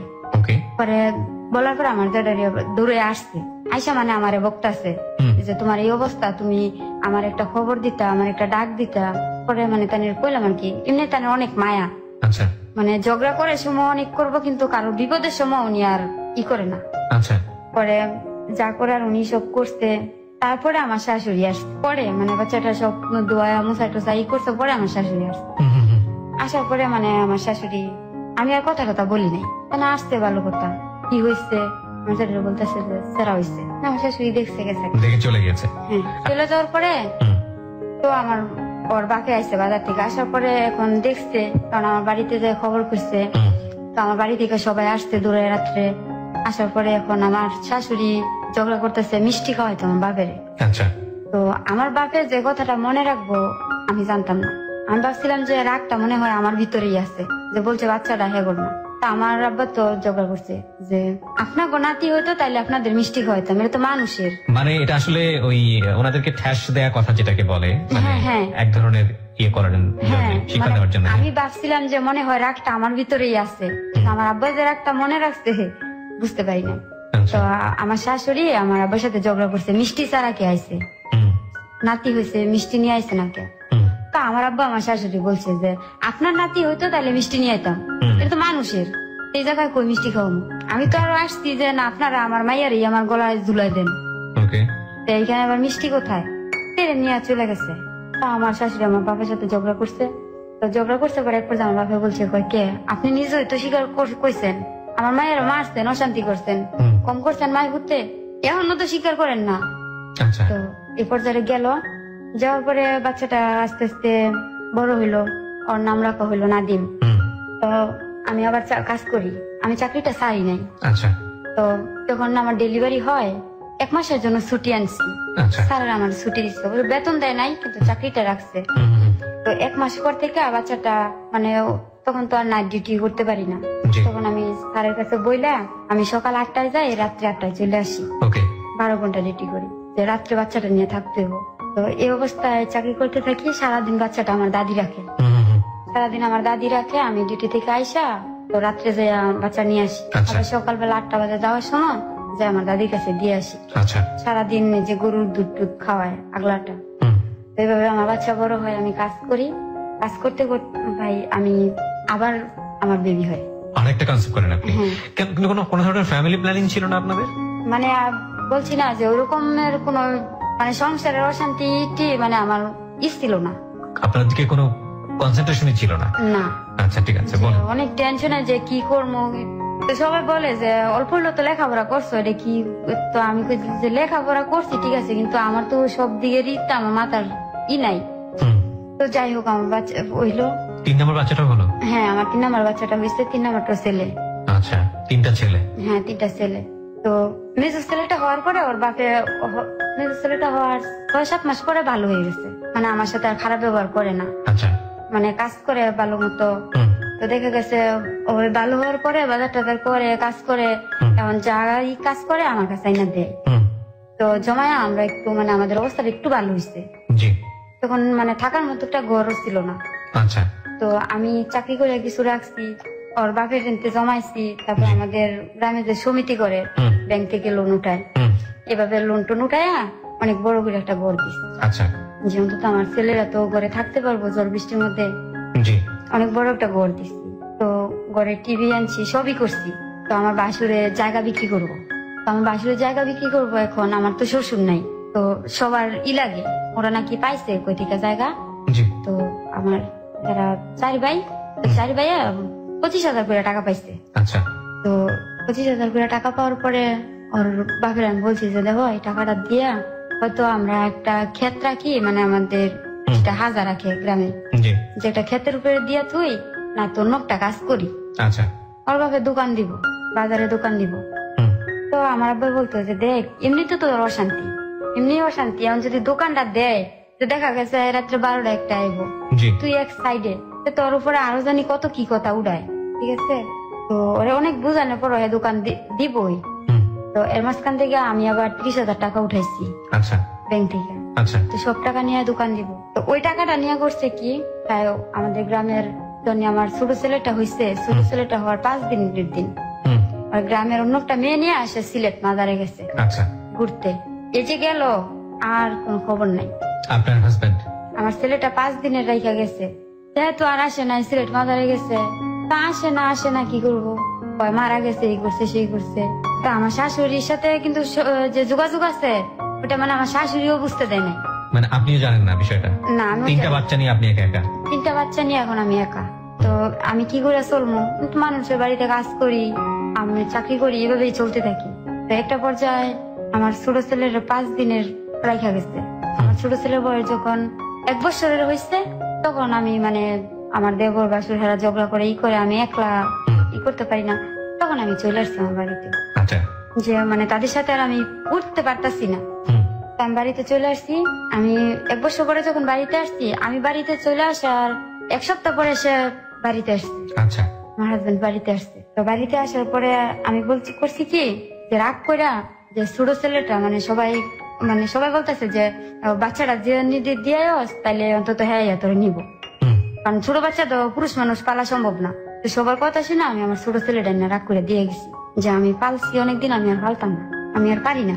আচ্ছা, আমার বাপেও পারে না, আমিও পারি না, এটা করে দিয়ে গেছি। ভাইয়া বিশ্বাস করবেন না, আমার বাচ্চাটা দেওয়ার পরে মানে 1 ঘন্টার ভিতরে এসে 50,000 টাকা আমার বাচ্চাটা বিক্রি করে দিচ্ছে। আপনার বাচ্চাকে বিক্রি করে দিচ্ছে? বিক্রি করে দিচ্ছে আপনার হাজবেন্ড নিজে? হ্যাঁ। তারপর ও বাচ্চাটা বিক্রি করে দিছে। তা আমি তো রাগ খেয়ে গেছি। তো আমার অনেক অশান্তি থাকলো ভাইয়া, আমার যে 3টা বাচ্চা, সে তো কোনোদিন আমার বাবা আমার 3টা বাচ্চা যাতে কোনো খারাপ ব্যবহার করে না, আমার বাচ্চাদের এত আদর করে। মাঝে মধ্যে যদি রাগ করে আমি কি করি, তা আমার বাবা আমারে বহে চেহারা কি করছে। আমি কখনো মানে আমার শাশুড়ির সাথে ঝগড়া করে আমার বাচ্চারা যদি রাইকা বাড়িতে গেছি, তা আমি বাড়িতে উঠতে পারছি না। আমার আব্বা বলতো যে হ্যাঁ কি অপরাধ করছে, চেহারা করে রাইখাইছিস, এটি তোর ভবিষ্যৎ। যদি ঝগড়া করে আমার বাপের নিয়ে যেতে পারছি আমার বাচ্চাগুলা, তাহলে আমার বাপে আমাদের টাকা দিচ্ছে, বাড়িতে না তো দিচ্ছে না। আচ্ছা, তো বাচ্চাটা বিক্রি করে দিচ্ছে। আমি তো দিয়া বাড়ি যেয়ে বয়ে বলি না কারো কাছে যে আমি বাচ্চা দিয়ে আসছি। আমি তো ভাবছি যে ছোট বাচ্চা দিয়ে আসছি, আমি শুরু করলে কিছুক্ষণ পরে নিয়ে আইবো। আমার দাদি বলতেছে যে আমার ছোট ছেলের নাম রাখছে সুজন। আমার দাদি বলতেছে সুজন কই গো, আমি কথা বলি না, আমি ঘরে যাই কান্দি। তারপরে হঠাৎ কেনা জানে বাজার থেকে কইতেছে যে বাজারে যে কাগজ করতেছে, কাগজ করে লিখিত করে দিয়ে দিচ্ছে। ওরে করতেছে কয় রুকসানার ছোট ছেলেরা দেখছি এই জামাই কাজে জানি কাগজ করে দিয়ে লাইতেছে, 50,000 টাকা লইছে। পরে আমার দাদি দৌড়ে গেছে। আমার দাদি দৌড়ায় যাইয়া আমাদের গ্রামের মেম্বার চেয়ারম্যান সবাই দৌড়া আমার ছেলেটা নিয়ে আসছে। তারপর মেম্বার চেয়ারম্যান জিজ্ঞাসা করে কয় আমারে দিয়ে গেছে, আমি কি করবো, আমি ফালতারমু, ছোট বাচ্চা আমি ফালমু, এই বলে নিত না। আমার বাচ্চাটা নিয়ে আসছে, আসার পরে আমি 3টা বাচ্চা নিয়ে আমার বাপের বাড়িতে তাই কাজ করি। কিন্তু আমার সৎমার অত্যাচার এত বাড়ে যা বলার মতো না। তো আমার বাচ্চারা একটু বড় হয়, দুষ্টামি করে, মানুষের সাথে ঝগড়া করে, এটি নিয়ে আরো অনেক অশান্তি। আমার ছোট ছোট চাচার তো ভাই আছে, তাদের সাথে ঝগড়া করে। তো আমি তো বাড়িতে থাকি না, আমার দাদি আমার বাচ্চা কোলে নিয়ে হাঁটে। আমার দাদিরে আমার ছেলেরা মা ডাকে, এখনো আছে আমার দাদি। আমার ছোট ছেলেটা জানে আমার দাদি ওর মা। আমার বাচ্চা কোলে নিয়ে হাঁটে। আমার দাদিরা আমার কাকিরা খাবার দেন না, আমার সাঁজেরা খাবার দেন না। নাতি পালছে যারা জীবন, নাতির ঘরের বুদ্ধি লইয়া পালে। বুড়ির কত তেল হয়েছে, বুড়িটা আরো বিয়া দেবো, মানে অনেক বাজে বাজে কথা বললে। আমার দাদি শুধু কান্দে, কিছু বলতে পারে না। এইসব কিছু দেখলাম ভাই আমার বাড়িতে ভালো লাগে না, আমি বাড়িতে চলে যাই। বাড়ি থেকে বের হয়ে যান? বাড়ি থেকে বের হয়ে যাই, কারণ আমার জীবনটা এতই এর মধ্যে গেছে, আমি আর লোড নিতে পারতেছি না। কোথায় বের হয়ে গেলেন? বের হয়ে যাই, যে তাদের সাথে চাকরি করতাম, ওইখানে একটা মেয়ের সাথে আমি সব বলতাম আমার কথা। একটাই কইতো কাজ কর, তোর বাচ্চা দাদি পালায়, তো তুই চাকরি কর, এটা কোয়ার্টারে থাক, মিলের ভিতরে কোয়ার্টারে থাক। আমি স্যারের কই তোর ভিতরে একটা কোয়ার্টারের মধ্যে একটা লয়ে দেয়, সিট লয়ে দেয়, কোয়ার্টারে থাকবি, বেতনে টাকা বাড়িতে পাঠাই দিবি, তোর কোয়ার্টারে ভাড়া লাগতো না, তোর খাওয়ার খরচটা টাকাটা বাড়িতে পাঠাই দিবি, আর সপ্তাহে একদিন ছুটি আছে যাইয়া যাই দেখাবি। তো এর বুদ্ধিমত্তা ভাই আমি কোয়ার্টারে থাকে কাজ করি। তো কাজ করার পরে আমি যখন পুরা কাজ শিখা লাইছি, তখন এই যে আমাদের বাবুরহাট বলে, নরসিংদী বাবুরহাট, মানে বাচ্চা কাছে আপনার দাদির কাছে রেখে এসে আপনি কোয়ার্টারে কাজ শিখলেন? ওকে, কোয়ার্টারের কাছ থেকে কাজ করেন আর কি? হ্যাঁ। তো নরসিংদী বাবুরহাট যে বলে, ওইখানে একটা গার্মেন্টস হয়েছে আমার। তো এখানে আমার 3,000 টাকা। তো ওইখানে নাকি বেতন 5,000 টাকা, হাজিরা বোনা সবকিছু সব টোটালি খরচ মিলা 6,000 টাকা বেতন। তো মানে অনেকেই চলে যাইতেছে আমার সাথে। তো আমি বলছি যে ঠিক আছে তাহলে আমিও যাবো, আমি এখানে 3,000 টাকা পাই, এখানে 6,000 টাকা না, আমি যদি একটা বাসা ভাড়া থাকি আমার 1,000 টাকা বাসা ভাড়া লাগবো, তাও তখন 2,000 টাকা থাকে। আমি ওইখানে যাই চাকরি নেই, তো একটা রুম ভাড়া নেই 500 টাকা, ছোট একটা বারান্দার রুম, যে শুধু আমি থাকতে পারি। 500 টাকা রুম ভাড়া। ভাইয়া যে বাড়িতে রুম ভাড়াটা নেই, মানে বাড়ির লিটা এত ভালো, আমার মনে হয় যে উনি আমার মা, উনি আমার এত বোঝায়, এতই করে। এখন আমি আসার সময় আমি ফোন দিছি, কালাম আমি চাইতেছি আমার জীবন লাইফ স্টোরি বলার জন্য। উনি আমার এতই করতো, উনি নিজে না খাইয়া খাইয়া আমার খাওয়াইতো। আমি বাজার করতাম না, আমি উনার উপরেই খাইতাম। কইতো যে আমার বাচ্চারই দেখা ওনার মায়া লাগতো, আমার জীবনের কথাগুলো শুই না দেখা ওনারে নিয়ে গেছিলাম আমার বাড়ি। যাওয়ার পরে দেখাইছে, সব দেখার পরে কইতো ওনারা মাঝে মধ্যে রুম ভাড়া সহ 1000 টাকা দিতাম মাসে। এমন করে ওনার বাড়িতে চাকরি করি। তো হঠাৎ করে আমার একটা বান্ধবী একটা ছেলের সাথে প্রেম করছে, তো প্রেম করার পরে বিয়ে করব, তো বিয়ে করব, তো ওর সাথে কোর্টে গেছি। কোর্টে যাওয়ার পরে যে কোর্টের মুহুরি আছে, ওই একটা মুহুরির সাথে পরিচয় হয়। হঠাৎ উনি দুষ্টামি করে, তখন আমি একটা মোবাইল দিচ্ছি, তো দুষ্টামি করে উনি বলতেছে যে তোমার নাম্বারটা দিয়ে যাও। তা আমি দুষ্টামি করে নাম্বার দিয়ে আসছি। ওইখান নতুন মোবাইল নিচ্ছি, এমনিতেই শুধু নাম্বার উঠাইতাম, ফোন দিতাম, শুধু শুধু বানায় বানায় ফোন দিতাম। তো ভাবতাম যে ফোনে কথা বলে জানি কেমন লাগে। তো দিয়ে আসছি, উনি কথা বলতো, আমি কথা বলতাম, উনি কোর্টের মুহুরি। তো একটা পর্যায়ে মানে তানের সাথে আমার ভালো একটা সম্পর্ক। তো আমার সবকিছু উনি জানে, আমার লাইফ স্টোরি সবই জানে।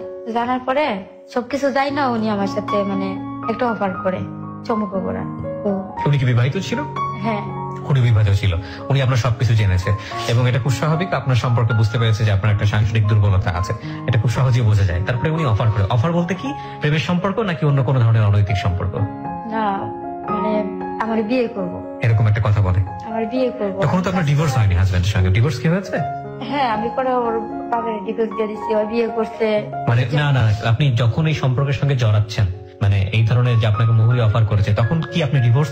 তখন আপনি ডিভোর্স হয়ে গেছেন? যখন আমার বাচ্চাটা বিক্রি করে ফেলছিল তখনই আপনি ডিভোর্সটা দিয়ে দিয়েছেন। আচ্ছা, বলেন তারপরে আমি বলছি যে আচ্ছা ঠিক আছে, আপনি তো সবই জানেন। উনি আবার আমাদের বাড়িতে আসা যাওয়া ছিল। আচ্ছা, ওনার আব্বা মুহুরি ছিল, আমার আব্বার সাথে পরিচয় ছিল। ছোটবেলা যাইতাম, দেখতাম, ওই সময়তে উনি ই করতো। তা আমি বুঝতাম না, ওই সময় বুঝতাম না। তো যখন ফোন নাম্বারটা দেওয়া আসার পরে উনি বলতো যে ছোটবেলা তুই ই করতেছি, আমার নেদে করে করতো যে তুই তো আমার পাত্তাই দেস না, ই করিস না, সেই না। তো মানে অনেক কিছু বলার পরে আমি কইতাম ওই ছেলেটার নাম জুয়েল। তো বলতাম যে জুয়েল ভাই, আপনি তো আমার সবই জানেন। আমার যেমন না যে আপনি কিছু জানেন না, আমাদের বাড়ির যা নায়েন সবই জানেন। পরে কইছে যে সমস্যা কি, তুই চাকরি করবি, তোর খরচ যা আছে আমি দিমু, তুই চাকরি করবি, চাকরি করে তোর চাকরির টাকা তোর ছেলে পালবি। তো অনেক কিছু কইরা তো হঠাৎ একদিন বলতেছে তার সাথে বেড়াইতে যাওয়ার জন্য। তো আমি বলছি আচ্ছা ঠিক আছে, তো ওর সাথে বেড়াইতে যাই নরসিং দিয়ে হাতির দিয়া। পরে শুনতে পারছি যে ওর মামা না, বলছে যে ওর মামার বাড়িতে। পরে শুনছি যে ওই যে সে তো মুহুরি মানে আসে মামলার জন্য, ওর সাথে ওই পরিচয়। তো ওইখানে যে পরিচয় দিচ্ছে যে আমরা স্বামী স্ত্রী, ঠিক আছে। তো ওইখানে রাত্র থাকছি, তার সাথে আমার ফিজিক্যাল রিলেশন হয়ে যায়। হ্যাঁ, ওকে।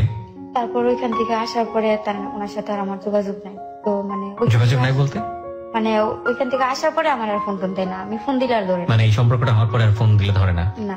আচ্ছা, তো মুহুরি কি বিবাহিত ছিল ওই সময়? হ্যাঁ। তো কি বলছিল আপনাকে বিয়ে করবে, কিভাবে বিবাহ করবে? আগের বউটাকে ডিভোর্স দিয়ে বা এরকম কোনো কিছু? না, ওটা বলছে না, বলছে দেখাইছে মানে আমাদের আর্থিক অবস্থাই, ওদের আর্থিক অবস্থা ভালো, দুটো বউ সে চালাতে পারবে। নরসিংদীর ভিতরে 2টা বাড়ি আছে, 5তলা, মানে সব দিক দিয়েই ভালো। আচ্ছা, ঠিক আছে। তা আমি স্বীকার করতাম না যে দেখেন এটা কোনোদিন সম্ভব না। আর আমার 3টা বাচ্চা, আমার 3টা বাচ্চা, এটা আপনি নিজে জানেন, নিজে দেখছেন, এটা সম্ভব না। পরে তাহলে অনেক কিছু বুঝাই টুজাইয়া পরে আচ্ছা ঠিক আছে, তো লোক ফোনে কথা বললে এতো না, তা আমরা এক জায়গাতে বেড়াই গা, পরে এখানে যে কথা বলবো। তো ওর সাথে গেলাম, ওইখানে যে পরিচয় দিছে যে আমি বউ, স্বামী স্ত্রী পরিচয় দিছে। দেওয়ার পরে ওইখানে তো আর তেমনই করতে পারি না, বাধা দেওয়ার কোনো সুযোগ ছিল না, এবং আপনার সুযোগে সে সদ্ব্যবহার করেছে। তারপর মানে ওইখান থেকে পরদিন সকালে আসার পর থেকে সে আর আমি ফোন দিলে আমার ফোন ধরে না, কাইটা দেয়, কন্টিনিউ আমার নাম্বারটা ব্যাক লিস্টে থাকে। তো আমি যদি অন্য কোনো নাম্বার দিয়ে ফোন দেই, মানে আমার কণ্ঠটা শোনার পরেই ফোন কেটে দেয়। আচ্ছা, অনেক সময় দেখা গেছে যদি ব্যাক লিস্ট অন করে অফ করে নাম্বারটা চালু থাকে, তো অন্য ছেলেদের দিয়া ফোনটা রিসিভ করা, বিভিন্ন ধরনের কথা বলানোর পরে অনেক কিছু ভাইবা, নিজের জীবন থেকে একটা দুর্ঘটনা ভাইবা মাথা থেকে ফালাই দিছি। আচ্ছা থাক, আমার জীবনে একটা অ্যাক্সিডেন্ট।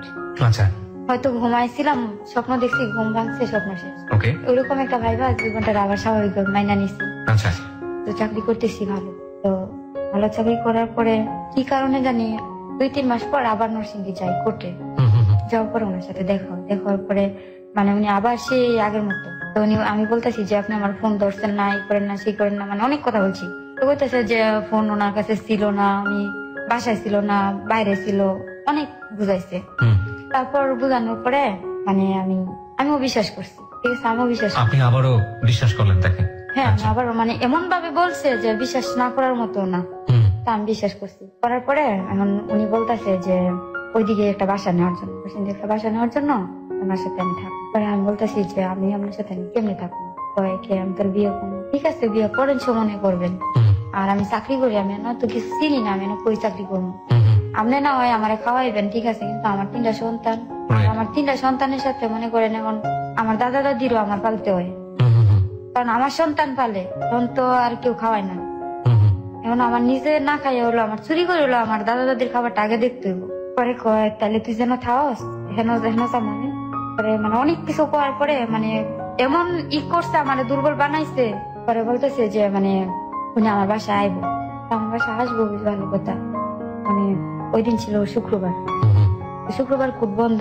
পরে ওই দিন ফোন দিয়া বলতেছে, তারপর আবার শনিবার, ওই দিনও তো বন্ধ, তো শনিবার দিন ফোন দিয়া অনেক রিকোয়েস্ট করতেছে বাসায় আওয়ার জন্য। আচ্ছা পরে আমি কই দেন আমার ভয় লাগে, যদি এনে কেউ কিছু জিগায় আমি কি কমু। পরে কই কে কবি তোর জামাই, আমি তো না 1 বছর যাবত থাকতেছি, চাকরি করতেছি, আমার তো সবাই চিনে, আর সবাই চিনে যে আমি একলা থাই, বাকি তো চাকরি করি। পরে কবি যে বিয়া করছি না, তো বাড়িওয়ালারে বাড়িওয়ালিরে দিস, আমি ফোন ধরা দিস, আমি কথা কম, ঠিক আছে। পরে আমি পরে কথা কইলেন, পরে আজকে তো শনিবার, আজকে তো সম্ভব না। পরে আমরা রবিবারে কোটাইয়া বিয়ে করিলাম, ঠিক আছে। তো অনেক কিছু করে ভাইয়া সময় কি জানি কয় যে আমারও শয়তান বড় করছে। আমি বলছি আচ্ছা ঠিক আছে, কথায় কথা আমি বাড়ি এলি রে বলছি যে খালাম্মা এই ঘটনা আমি তো আপনার কারো কাছে কই নাই, আমি তো বিয়ে করছি। মানে যে খালাম্মা আপনাকে বেশি আদর করে, এখনো আদর করে, তাকে বললেন যে আমি তো বিয়ে করছি, আচ্ছা, যাতে ওর আসা যাওয়াটা খুব ইজি করা যায় বাসার মধ্যে। হ্যাঁ, মানে উনি তো বলছে যে আজকে শনিবার, আজকে আইবো, আমি তো জানি না যে উনি বাসায় এসে থাকবো, উনি বাসায় আসবো, চলে যাইবো, রবিবারে বিয়ে করবো, তারপর সে বাসায় আসবো। তা আমি বলছি দেখলাম আমি তো বিয়ে করছি, কারণ আমি যদি বলি যে একটা ছেলের সাথে আমার সম্পর্ক আছে, বাসায় থাকতে দিবে না, বাসায় আসতেই দিবে না। তো আমি বলছি যে আমি বিয়ে করছি, মানে বইলেও ভয় পাইতেছি যে বাড়িওয়ালার ছেলেরা আছে, যদি বলে যে বিয়ে করছো ভালো কথা, বিয়ের কাগজ কই কি কই, তখন কি করবো, আমি মনের মধ্যে ওই ভয়টা পাইতেছি। তারপরে ওনারে ফোন ধরা দিছি, কথা তো উনি অনেক কথা বলছে, তো এত ভালো কথা বলছে যে মানে আমার সাথে আপন হয়ে গেছে উনি তাদের কাছে, কাছে। তো বাসা আসতে বিকাল বেলা, আসার পরে মিষ্টি টিষ্টি নিয়ে আসতে, তো এখন তো আমি যাইবো না, আমি তো ওনারা বলতেছি চলে যেত। এখন তো মানে বাসারও সবাই আমারে বেড়ে ধরছে যে বিয়ে করছো, তো জামাই আইসে, তো জামাই আজকে যাইবো। এখন আমি পড়ছি সবার চাপের মধ্যে, তো ওনার বাসায় রাখার পরে ওই দিনও তার সাথে আমার ফিজিক্যাল রিলেশন। তো এমনি ভাবে উনি রবিবারে বিয়ে করতে পারে নাই, ওনার নাকি এই করে মুড়ি দেখে করে বিয়ে হইব না, ঢাকা আসতেও। এগুলো উনি আপনাকে বলেছে? ঢাকা আসতেব, এখন আমার আসতেব না, আমি কাগজ টাগজ ছবি টবি দিলে। তো তারপর 1 সপ্তাহ পরে আরেকদিন যায় বাসা। তো এখন তো আর কেউ নিষেধ করে না, যেহেতু জামাই সবাই জানে। তো যাওয়ার পরে এই জাস্ট স্বামী পরিচয় দেওয়ার পরে উনি 2 দিনে বাসায় যায়, আর 3 দিন ওনার সাথে আমার ফিজিক্যাল রিলেশন। তারপর থেকে আর আমার ফোন ধরে না, ঠিক আছে। তো এক পর্যায়ে মানে আমি ডাক্তারের কাছে যাই, কিছু টেস্ট করানোর পরে দেখি যে আমি প্রেগনেন্ট। মাই গুডনেস, ঠিক আছে। তো আমি প্রেগনেন্ট, এখন আমার তো এটা নষ্ট করতে হবে, আমার সমাজ তো আমার জায়গা দিব না, কারণ আমার স্বামী নাই। This is the hardest reality of this, মানে অফ হার লাইফ। এবং এটা রেডিওতে শুনতে আপনাদের হয়তো বা অনেকে একটু চমকে যেতেও পারেন এই সিচুয়েশনে এসে, বাট এই সমাজের কোনো বিচ্ছিন্ন ঘটনা এটা না। এরকম অনেক রোগী আছে, এরকম অনেক মহুরি আছে হয়তোবা, এবং এরকম এর চেয়েও বেশি অনাকাঙ্ক্ষিত ঘটনা আমাদের সমাজে আছে। যাই হোক, অবাক হওয়াটাই স্বাভাবিক, অবাক জীবনেরই একটা অংশ। বলেন তারপর। এবং এই জন্যই হয়তো আমরা বলি যে life is more than drama. তারপর আমি প্রেগনেন্ট, এখন তো মানে আমি আর কারো কাছে বলি না, এটা বলার মতো না। জি। এখন নিজে নিজে ওষুধ খুঁজি যে কিভাবে কি করা যায়। আচ্ছা। এখনো তো এগুলো করি নাই, চিনি না, জানি না, তো ভালো লাগে না, কাজে যাইতে পারি না, মানে কোনো কিছুই ঠিক মতো ডিউটিও করতে পারি না। তো আমি বাড়িওয়ালির কাছে বলি, সব খুলে বলছি, এখন সত্যিটা ওনার খুলে বলছি যে অন্তত আমার বাঁচতে হইব। বলছি যে খালাম্মা এই ঘটনা, তো তাই না আমার অনেক বোকা দিছে, ই করছে, বকছে যে ভালো জানছি, ভদ্র জানছি, এরকম। পরে প্রথমে উনি বলতো যে না তুমি বাচ্চা নষ্ট করো না, খোঁজ খবর নেই না, দেখেছে তোমার বিয়ে করছে না, বাচ্চা হইলে তুমি বাচ্চা লইয়া সামনে গিয়ে দাঁড়াইবা, উনি বলতো আমার এটা। তো আমি তো জানি যে কি হয়েছে। পরে এক পর্যায়ে আমি সত্যি কথা বলার পরে তো আমি বাচ্চাটা নষ্ট করি। বাচ্চাটা নষ্ট করার পরে আমি বেশ কিছুদিন অসুস্থ থাকি। অসুস্থ থাকার পরে আমার চাকরিটা চলে যায়। আপনি কি ওনাকে জানিয়েছিলেন যে আপনি বেবি কনসিভ করেছেন? হ্যাঁ। উনি কি বলেছিল? উনি আমারে অনেক অভদ্র ভাষায় কথা বলছে যে কার বাচ্চা, কিসের বাচ্চা, মানে ভাষা প্রকাশ করার মতো না। এই জায়গাটায় দুটো জিনিস হতে পারতো।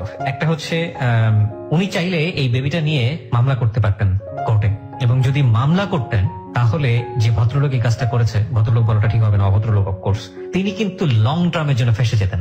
এবং আইনি বিচার, বিশেষ করে নারী নির্যাতনের যে বিচার, সেটা কিন্তু খুব শক্তিশালী বাংলাদেশে। কিন্তু কথা হচ্ছে যদি মহিলাটা এই কাজটা করতেন, সমাজ তাকে কোন চোখে দেখতো? ধরুন ওই ছেলেটার বিচার হলো বা আদৌ হলো না, অথবা সেই ছেলেটা বিপদের মধ্যে থাকলো, শেষ পর্যন্ত রেজাল্ট কি হতো? সামাজিকতার দৃষ্টিকোণ থেকে মেয়েটার কি হতো? মেয়েটার দিকে সবাই কি দৃষ্টিতে তাকাতো? আর ওই ছেলেটা যদি দুনিয়াতে আসতো, ওই ছেলের জীবনটা কি হতো, কিংবা বেবিটার জীবন কি হতো? এই প্রশ্নগুলোর সমাধান আমাদেরকে কি আইন দিতে পারবে? এই প্রশ্নগুলোর সমাধান তো সামাজিক ভাবেই করতে হবে। সামাজিকতার জায়গা থেকে আমি আপনি কি পারবো ওই বেবিটার দিকে খুব সহজভাবে তাকাতে, কিংবা এই মহিলার দিকে খুব সহজভাবে তাকাতে? সেই বোধ কি আমার মধ্যে আইন বা নিয়ম কানুন জন্মগ্রহণ করিয়ে দেবে? This is really impossible. সমাজের এই জায়গাটায় পরিবর্তন হওয়াটা খুব জরুরি। এবং আমরা প্রথমত চাই না এরকম অনৈতিক ঘটনার জন্ম হোক।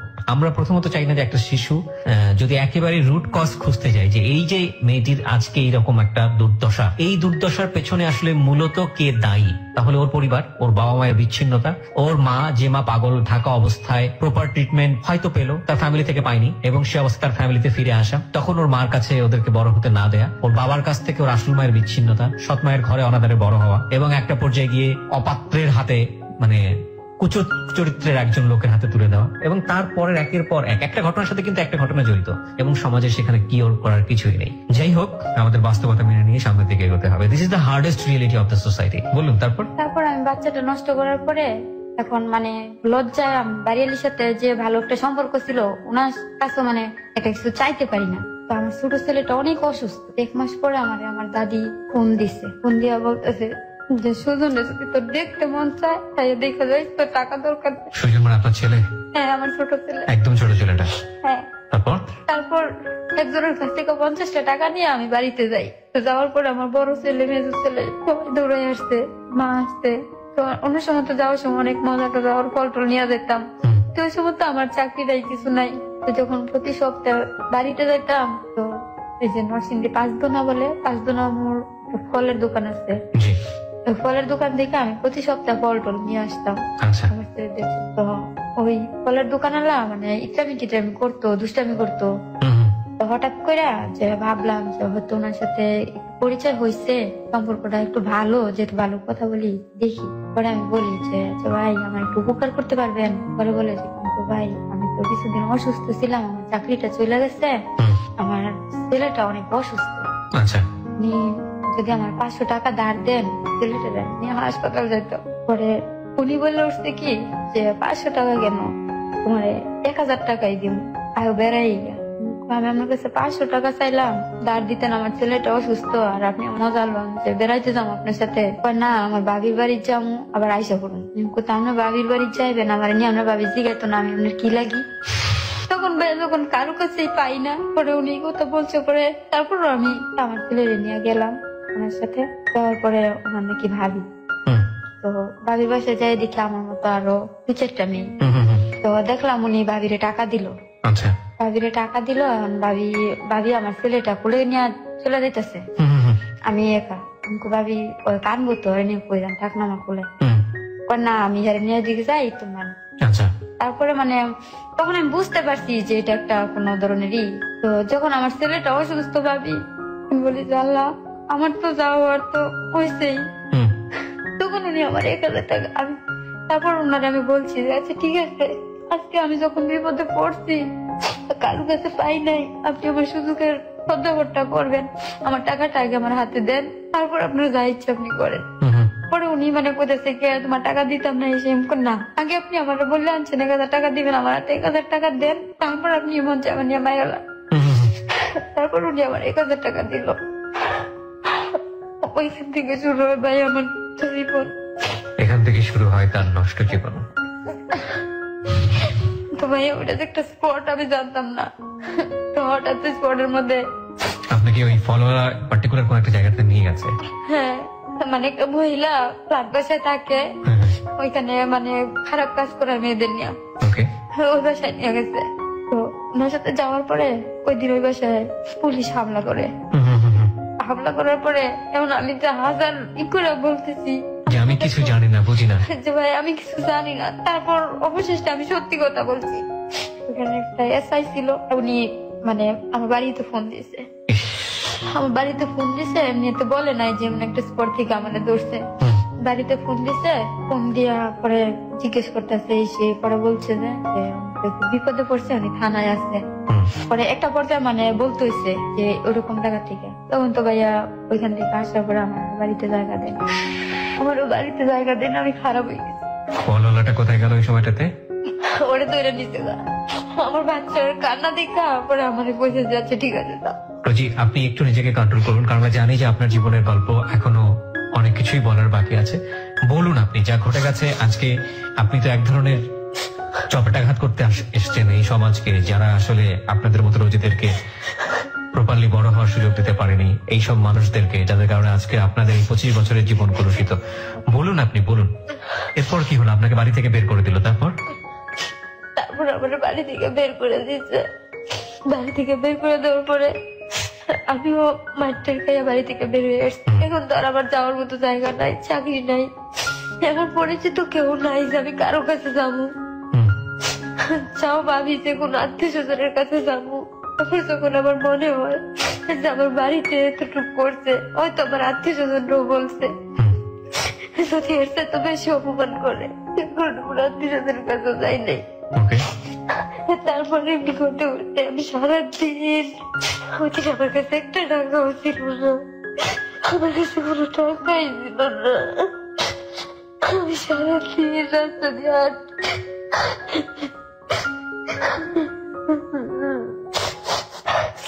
আমি সারাদিন রাস্তা দিয়ে হাঁটি। হঠাৎ আমার মার কথা ওই দিন অনেক বেশি মনে হয়। মনে হওয়ার পরে আমি তো আর আমার নানির বাড়ি চিনি না, কারণ আমার বুঝার বয়স হওয়ার পরে আমি আমার মায়েরও দেখি দেয়, আর আমার নানির বাড়িও যাওয়াই নেই। শুধু এতটুকু শুনতাম যে ঘুরাশাল শীতলক্ষা নদীর ওই পারে আমার নানির বাড়ি। ছোটবেলা আমার সাথে যাইতাম নৌকা পার হইয়া, শুধু ওইটুকু মনে আছে। তো হাঁটতে হাঁটতে আমি ঘুরাশাল যাই, আবার পরে নৌকায় উঠি, নৌকা দিয়ে পার হলে 2 টাকা দিতে হয়, তো আমার কাছে একটা টাকাও নাই। তোকে বাজি যখন টাকা চাই, আমি ভাই আমার কাছে টাকা নাই, আমি আমার নানির বাড়ি যাবো। তোমার নানির বাড়ি কই আমি জানি না, আমি জানি না আমার নানির বাড়ি কোথায়।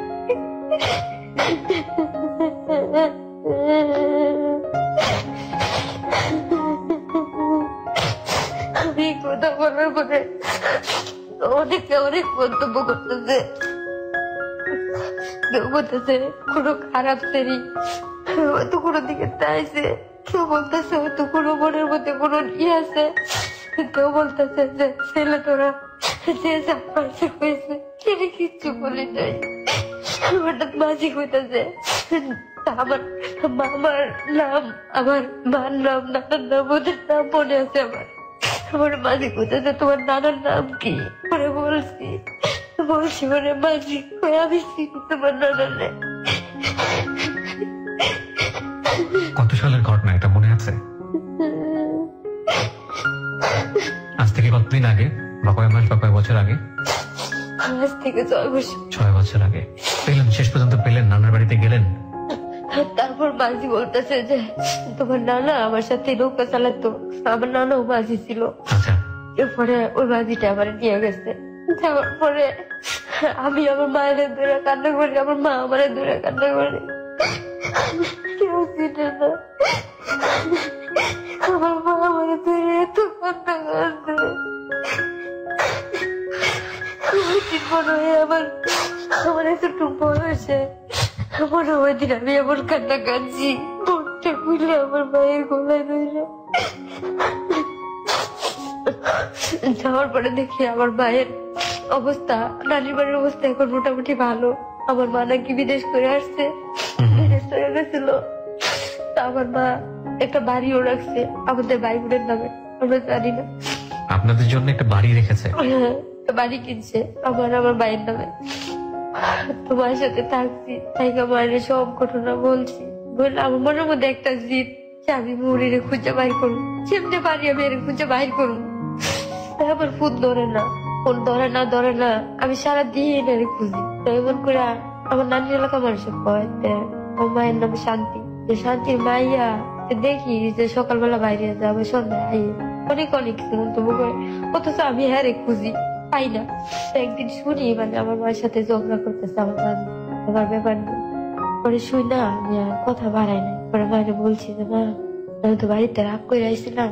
পরে আমার মা আমারে 4,000 টাকা দিচ্ছে। 4,000 টাকা দেওয়ার পরে টাকাটা নিয়ে আমি আসছি। তো আমি তো বাড়ি যাবো, টাকাটা নিয়ে আইসা আমি একটা রুম ভাড়া নিচ্ছি। কোথায় এটা? রুম ভাড়া নিয়েছি নরসিংদী, মানে কোর্টের কাছেই। যে এদিকে একটা রুম ভাড়া নিয়েছি যে আমি এখানে থাকবো, এর খুঁজে পাইবো। আমার বাড়ি নরসিংদীতে, মানে কোর্টের কাছাকাছি।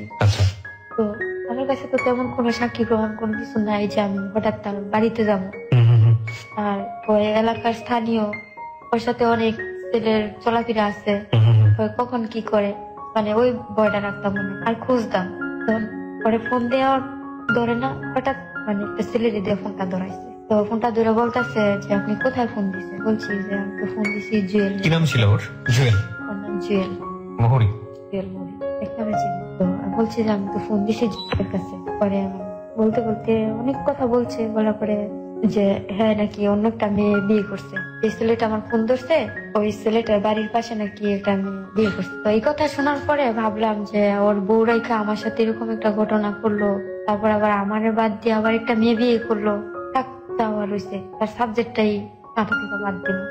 তারপর থেকে মানে তার পিছনে ছুটাটা বাদ দিলাম। দেওয়ার পর ওই যে ছেলেটা ফোন ধরছিল সে আমার নাম্বারটা রাইখা দিচ্ছে। তো তখন তো আমি সবকিছু হারাইয়া বনে বনে ঘুরতেছি। তো ওই ফোন দেয়, ওর সাথে প্রায় সারা রাত্র কথা বলতাম, সারা রাত্রই কথা বলতাম, ফোন দিতেও কথা বলতাম। তো এক পর্যায়ে কথা বলতে বলতে মানে সে আমার বলতেছে যে সে আমার সাথে প্রেম করবো। তো আমি তার সব খুলে বলছি, আমার ঘটনা সব খুলে বলছি। বইলা করে বলছি যে ঠিক আছে আপনি আমার অফার করছেন, আমি আপনার অফারটা মাইনা নিলাম, কিন্তু আগে বিয়ে করবেন তারপর প্রেম করবেন। যদি আপনি রাজি থাকেন তাহলে আমার না, তো যে ফোন দিচ্ছেন আজকেই আপনার শেষ। তো বলতেছি এটা কেমন কথা, প্রেম করে আপনি বিয়ে করে? না, আমার বেলায় নিয়মটা উল্টা, আপনি আগে বিয়ে করবেন তারপর প্রেম করবেন। তো সে রাজি হলো, বিয়ে করবো। এখন তার নাকি বড় ভাই, ছেলেটারও বউ আছে, বাচ্চা আছে। আমি সব যাই নাই নিছি, যে আমার জীবনে তো অনেক কিছু বইটা গেছে। তো যাই না নিছি যে আমার ভাবে আমি থাকবো। তো একটা বাসা ভাড়া থাকতে গেলে মাথার উপরে একটা মানুষের যদি বলে যে মেয়েটার জামাই নাই, ওই মেয়েটার পিছনে অনেকে লাগে। আর যদি বলে যে জামাই আছে, তো মেয়েটা মাথার উপরে একটা ছায়া আছে ভাবে। তো নাকি বড় ভাই ইটা খোলা থাকে, আমার সাথে 2 দিন কথা বলাইছে, ওর ভাই যা বলে তাই। তো আমার ডেট দিছে শুক্রবার দিন সে আমার বিয়ে করবো আমার ভাইয়ের বাড়িতে। তারপর ওইখানে আমার নিয়ে গেছে, নেওয়ার পরে মানে সে ওই দিন চাইছিল আমার সাথে ফিজিক্যাল রিলেশন করার জন্য। তো আমি দেই নাই, না দেওয়ার পরে রাগ করে চলে আসছে। চলে আসার পরে যে ভালো হয়েছে চলে গেছেন, সমস্যা কি, বিয়ে করতেছি, বিয়ে করতাম না। তো আমি বিকালে আসা পড়বো, দুপুরে গেছে। যাওয়ার পরে ওই দিন রাত্রে বিয়ে হয়েছে। বিয়ে হওয়ার পরে বাসা ভাড়া নিয়ে দিচ্ছে। এখন বাসা ভাড়া থাকি তার সাথে ভালোই, 1 বছর 1.5 বছর সংসার করছি। করার পরে আমার সব বিষয় দিত, মাঝে মধ্যে আমার সন্তানের খরচটাও দিত। একটা পর্যায়ে মানে আমি ওরে ডিভোর্স দিই। দেওয়ার পরে ওই যে তার সাথে আবার দেখা হয়েছে। দেখার পরে আমি তার মানি আনি না, কথা বলি না। সে আমার খুচা টুচা অনেক কিছু বলে। বলার পরও আমি বলি যে না, আমার আজ থেকে 5 বছর আগের ঘটনা আমার মনে আছে। পরে বলি, পরে মানুষ সবসময় একরকম থাকে না, মানে অনেক কিছু বলে। এত ভালো মানুষ। বুঝতে পেরেছি, সে বারবারই চেষ্টা করবে যেটা তার চরিত্রের মধ্যে ছিল।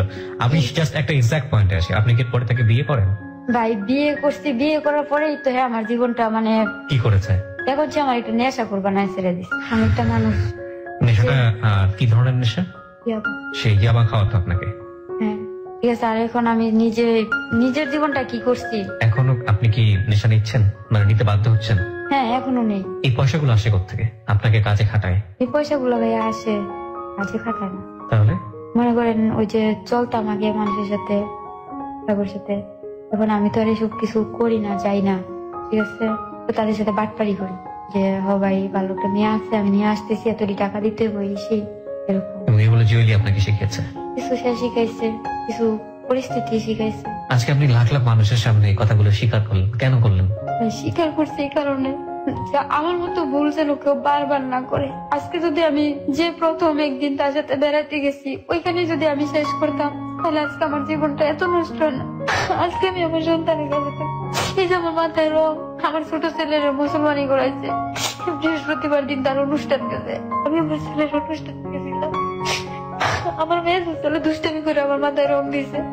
আমার সব দিক নষ্ট, আমার সেন্টের দিক নষ্ট। ভালো হতে ইচ্ছা করে না? ভালো জীবন নিশ্চয়ই ইচ্ছা করে। প্রশ্নটা বোকার মতো হয়ে গেল। ভালো হওয়ার কোনো রাস্তা খুঁজে পান নিজে থেকে?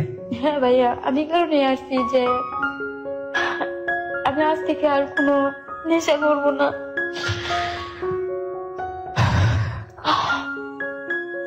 জীবন নাটকের চেয়েও অনেক বেশি নাটকীয়।